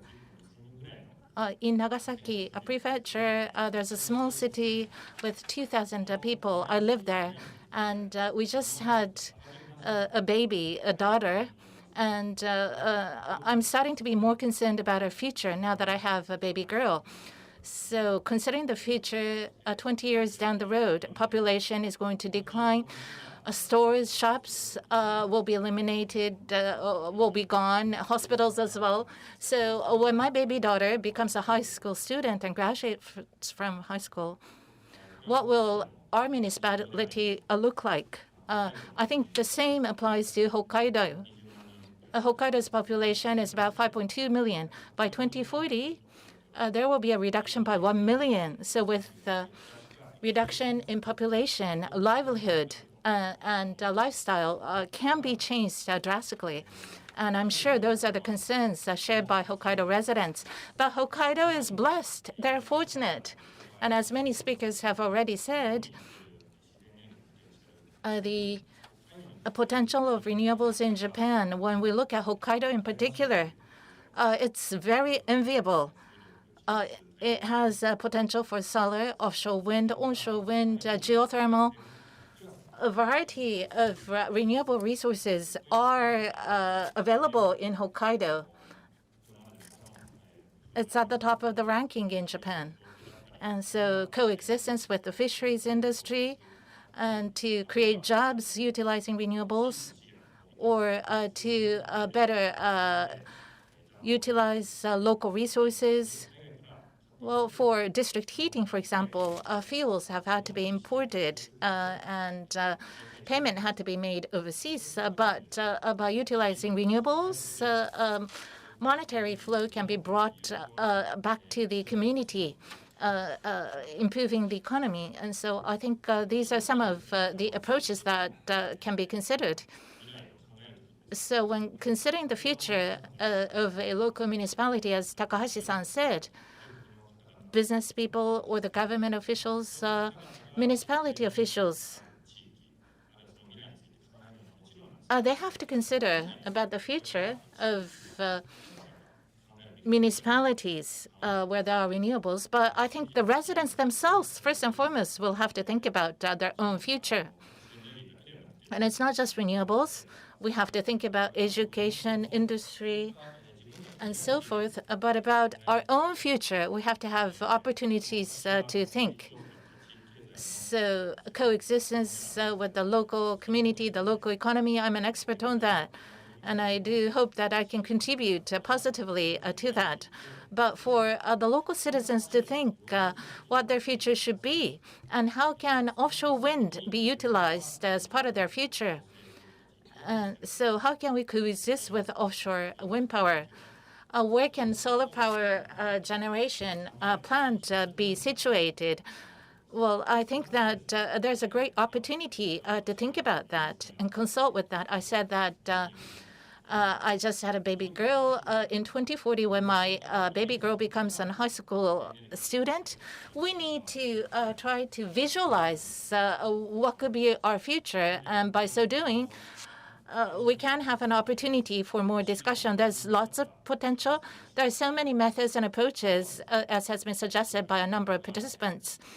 And so the rest is when considering about their future, the local residents should learn more about renewables, to study them, and then decide whether or not to adopt renewables, because it's up to their decision after all. That's all from me. Thank you. Hi. Thank you very much. Okay, we had self-introductions and their thoughts were shared by the three panelists. Takashi-san talked about how we can do a quick implementation and increasing the number of promising areas to take the courage to accept the unknowns by the local community. And there is a need to have discussions. And I was rather convinced. But in our lives, energy is something that's familiar to you because of the increase in cost. But you don't really think about energy in our everyday lives. It seems as though energy is being taken care of by somebody else. So when we energy, it could be an opportunity to think about the future. So how do we connect energy with the local community? Takashi-san, as a business person, you need to go into the community as an outsider. Enoki-san, as a government official, you have a perspective of the local community. You need to set a place like a study session to think about energy, and you can probably share with us on that point. And Sato-san could probably provide a comment on what two panelists mentioned, starting with Takashi-san. As an outsider, I would go into local communities. Sometimes it's difficult, but because I'm an outsider, I do get to realize a lot about the attractiveness of the local community. So when we do business development in that area, when I talk with people in the community, people realize things that they never noticed in the past. So renewable energy is important for the future. I'm sure that people are aware of that, I believe. But does your community have the potential for renewable energy? I don't think people have that kind of perspective or question themselves. So when a person like me go into the community and say that this area has a huge potential, frankly, the people in the community recognize the potential, and they will be able to come up with their own vision. And it would be nice if we can run this kind of cycle. Thank you very much. Enoki-san, what do you think? Yes. Offshore wind, in our locality, we will be exploring that potential ourselves. And one of the stakeholders is the fisheries people, having an offshore wind farm in the seas. What impact would it have on the fisheries business that they are operating? They're concerned. That's the reality. Whether it's bad or good, they can't make a judgment because they just don't know what it will look like. So as we try to develop offshore wind in our locality, we need to gain understanding from the fisheries industry. So quantitatively, we need to show the potential impact because there are preceding projects. There could be studies carried out so that we can show a quantitative number to the fisheries sector. And if we can do so, I think there will be progress in our discussions, we're told. So we would like to continue with our consultation with the fisheries industry. That's what we need to do. Thank you. Santo-san, you started your presentation with your concerns, and you said you still have concerns. Concerns could start your thinking. Can start thinking. Well, I'm living in a very local area in Nagasaki. Well, in that particular locality, there's geothermal energy, but I do also hear voices of concern from the local residents. But we can learn about power generation. And geothermal became an opportunity for the local residents to think about their future. So what should their future be? What are the challenges, their options? And how do we want to develop the local community? Well, what is the potential? And what is the amount of local resources available? As Professor Suzuki said, bottom up, we should look at that, understand that. And then we may be able to consider offshore wind as a viable option. So in communities where residents are very proactive, that could happen. But in elsewhere, it may be difficult. So in such areas where it's not active, the local government or the national government can set up a framework encouraging local residents to engage in such discussions. And REI, June last year, we came up with a proposal for coexistence with the local community. And within the report, well, there's consultative session held in localities around the nation. So prior to that consultation, first the local residents should be given an opportunity to learn about offshore wind and utilizing that understanding, have a study session to explore offshore power. I think such mechanism or framework is necessary. Takahashi-san, you talked about the council, statutory council. Such activities should be expanded. But even before that, there should be a place where people can have frank discussions, sharing the knowledge that they have. And the business operators, there's a need to remove the concerns, but the climate change crisis, climate crisis and energy crisis, how are we going to solve these issues? Renewable energy is going to be the core of the solution. And that kind of attitude should be held by the national government and local government. Many municipalities committed to zero carbon, but there is a need to share the thoughts and how they're going to achieve zero carbon. With that, I'm sure that the people in the community and as well as the business operators can feel secure. I think there is a need. People talked about the need to engage with the local community. The businesses when they are to work on wind projects, for example, they need to make investments, set up a fund, or make contributions. Of course, it is important to make contributions to the community, but probably ask them to make investments. Or we, Hokkaido Green Fund, build wind turbines invested by citizens. So they take the ownership and they make investments to wind farm projects. So offshore wind farm, there are big projects. It's not that the local community would just watch the projects to develop, but the profits. If they just see the profit outflowing to the mainland of Japan, they would think it's somebody else's project. But in Shikari, they're going to complete the project soon. But is there a possibility that the local community, citizens or companies, to participate in those projects in the future? With regards to offshore wind projects, after the start of operation, in terms of maintenance, there is a possibility that the local community or people living in the local area to be involved. And it is possible to expand or roll out those types of projects nationwide. But when you say offshore, does that mean out in the ocean for everything? That is not the case. It comes with onshore construction work as well. And this is something that we did in the past. The transmission cable onshore, when they are constructed, we invited local companies to be part of the construction work.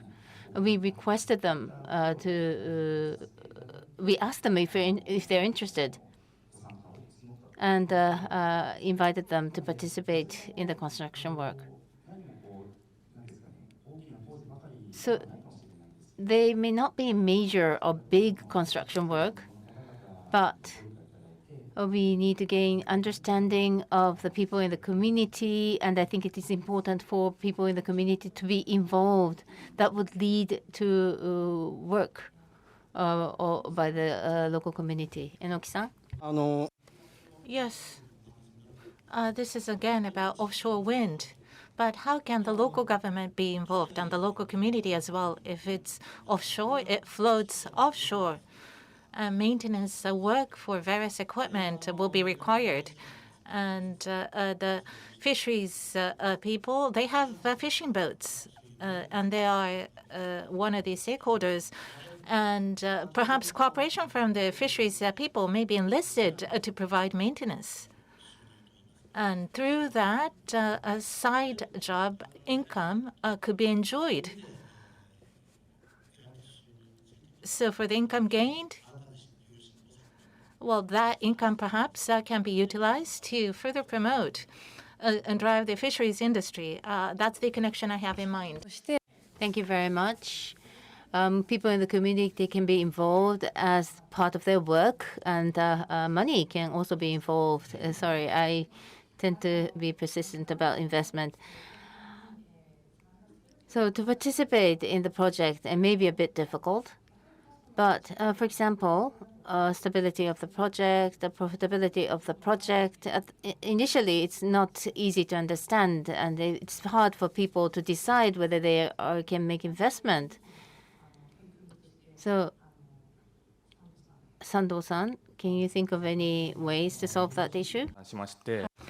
Regarding citizens' investment, a village in Australia which has a solar, a wind, and other powers, they're doing it by the community. And I asked them, we're always happy, they said, when it's windy, when it's rainy, when it's clear, we're happy all the time. So I learned how the local community can connect to their own natural resources. So citizens' investment into offshore wind project, if the project is very large, it may be difficult to have direct involvement, but capital recycling type of approach may be taken. It has never been introduced in the local areas, but there are various options that can be considered for citizen investment. Depending on the locality, the economy is different, the environment is different. So not every locality requires a citizen's investment. And so when the citizens discuss their own future, they should be the ones to decide. So it's for them to decide. Thank you very much. The consensus of the local community, by building a consensus, offshore wind farm can be expanded. And that is the most important, I believe. So the title of this talk is The Future of Hokkaido with Renewable Energy, and I would like to, it's about almost time to close the session. So in closing, you said that there's a high potential for renewable energy, and to expand this, what do you think is important to expand? Or do we need to value as we try to expand? I'm sure that you're working in different positions, but for us to expand those projects, what is important for you? And if you can give a message on the future of Hokkaido, please. Enoki-san, are you ready to answer? So global warming countermeasures. As part of that, we must introduce more renewables. It's important for our planet. And we sent a delegation to areas where they have preceding projects. And we've seen quite a bit of economic impact, positive economic impact from renewables projects in those localities. And so with the stakeholders, we need to discuss what to do with our city, our town. We need such consultations. And as we do so, the income and benefit gained from the locality, how can it be returned for the benefit of the community? And also to drive the local industries further. Through that, I think we'll be able to gain better understanding from the residents. Well, as Sando-san said, what's done locally should be benefiting the local people. So how can we expand that work? Unless the local government is active,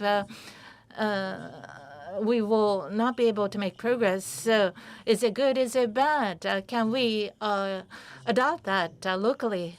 In consultation with the local residents, we would like to proceed. Thank you. So preceding projects, you did go visit different communities to observe preceding projects, and then I think that's the kind of activity you just explained. Takashi-san, are you ready? So what is important for me? Earlier, during my presentation, I mentioned that people need to consider this as their own issues. That's going to be the first step. Take the ownership. The community vision is something that each community is creating, and one of the ways to realize the vision could be offshore wind. So if you take a step back, the electricity that we use in our daily lives, how is it generated? And 20 years later, 30 years later, how is the electricity going to look like? That is something that people may start thinking about, not only limited to people like us in this industry. I think people living in Japan, all of them start thinking about that. Sando-san, yes, what should we value? Involvement by the younger generation, I think we need more of that. The younger generation to be more involved in the local communities, and of course having discussions. And the younger generation of each municipality needs to be involved more, especially college students that I sometimes interact with. Today's college students, those in the 20s, they're very much interested in decarbonization and the environment. But on the other hand, they just don't know what to do, what they can do. So we can provide a matching, for example, in Rumoi City, when such discussions are taking place, we can send young people from Tokyo to be involved in Rumoi. Such interactions or exchanges, if they can be increased in number, then it will be mutually beneficial. It will create an opportunity for people to think about the future and the future of the locality. It will be inspiring. So regardless of the localities, regardless of the sectors, if we have such cross-industry, cross-municipal exchanges, that would be best. We need a mechanism for that. にも Thank you very much. So we need young people in places like this, people who are in 20s or teenagers. We need a place where people can think about what the future is going to look like. Their future is something that we'll not be able to see. I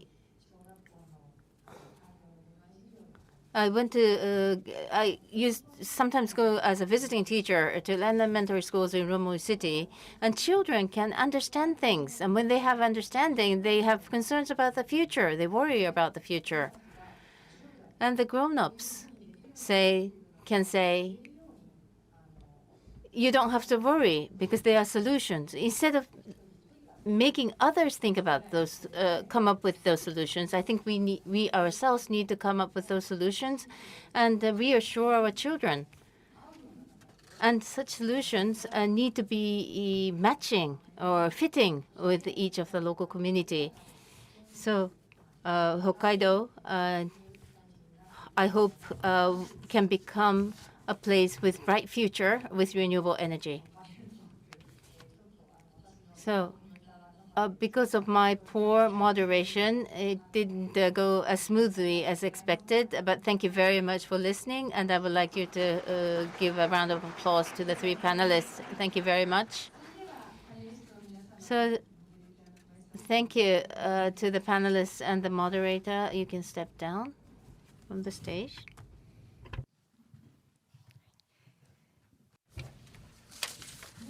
At this moment, before we conclude, on behalf of our EI, Executive Director and Vice President Sueyoshi will make closing remarks.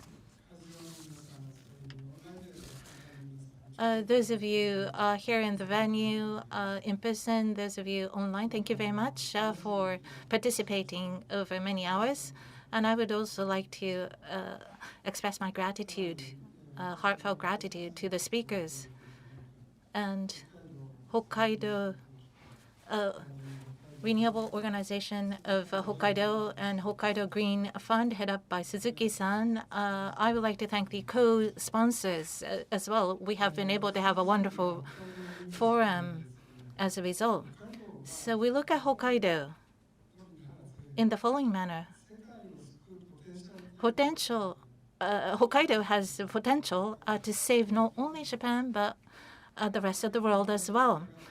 That's the perspective through which I have seen Hokkaido. And throughout today's forum, I was convinced that my thought was correct, that I was right. Having said so, if we look at the world, climate change is deteriorating, aggravating. The speed at which climate change is worsening, more so than the participants today online and in person imagine, it is worsening. And therefore, GX, green transformation, needs to speed up. We cannot afford to have green transformation at our own speed because we need to expedite GX if we are to tackle climate change. So GX really is about a very harsh competition. We call that competition a survival game. If we lose in the survival game, we can be the winner in the 21st century. But if we lose, we would be left behind as a loser. So when I say this, well, it's about industries and it's about business corporations. You may think so, but that's not the case. Energy transition, energy conversion, what does that mean? What we discussed today, Hokkaido as a region. Well, this means that a huge transition of each local community is starting to happen. It's a societal transformation. So Hokkaido, as an example, Hokkaido and other local governments and local areas are being exposed to the survival game. Well, because there's already a lot of potential, because such and such initiatives are underway, can we rest assured, be conceited? I don't think so. One of the global warming leader, a well-known leader from the UK, visited Japan. I took him around, and he said that Japan underestimates the potential of renewables too much. The potentiality of offshore wind is extremely high, I would say, he said. Around the world, extremely fast change is underway. So Japan needs to catch up. We need to make haste, otherwise we will be left behind. He tried to sound an alarm. So if we look back on the last 30 years and shrinking Japan, that is the phrase that's often used by newspapers. Oh, what used to be a growing country is now shrinking. So how can we put a stop to that trend? Oh, Japan went out to the world to grow, but we're now introverted. We're shrinking. We need to drive a wedge to that trend, and I think we need to put Japan at the forefront of the 21st century once again. That is what we need to do, all of us together. Listening to the talks today, Hokkaido people are very confident about what they're doing. It's great, fantastic, but perhaps that alone is not sufficient. We need forces to lead Japan. Well, Hokkaido can be an independent state because of its potential. Not that it wants to, perhaps, but that spirit can be better utilized. And you have such a spirit. And so I do hope that you will be the leading force. And with those remarks, I would like to conclude my talk. Thank you. With this, I would like to conclude today's forum, the renewable energy and the future of Hokkaido and Japan. Thank you all for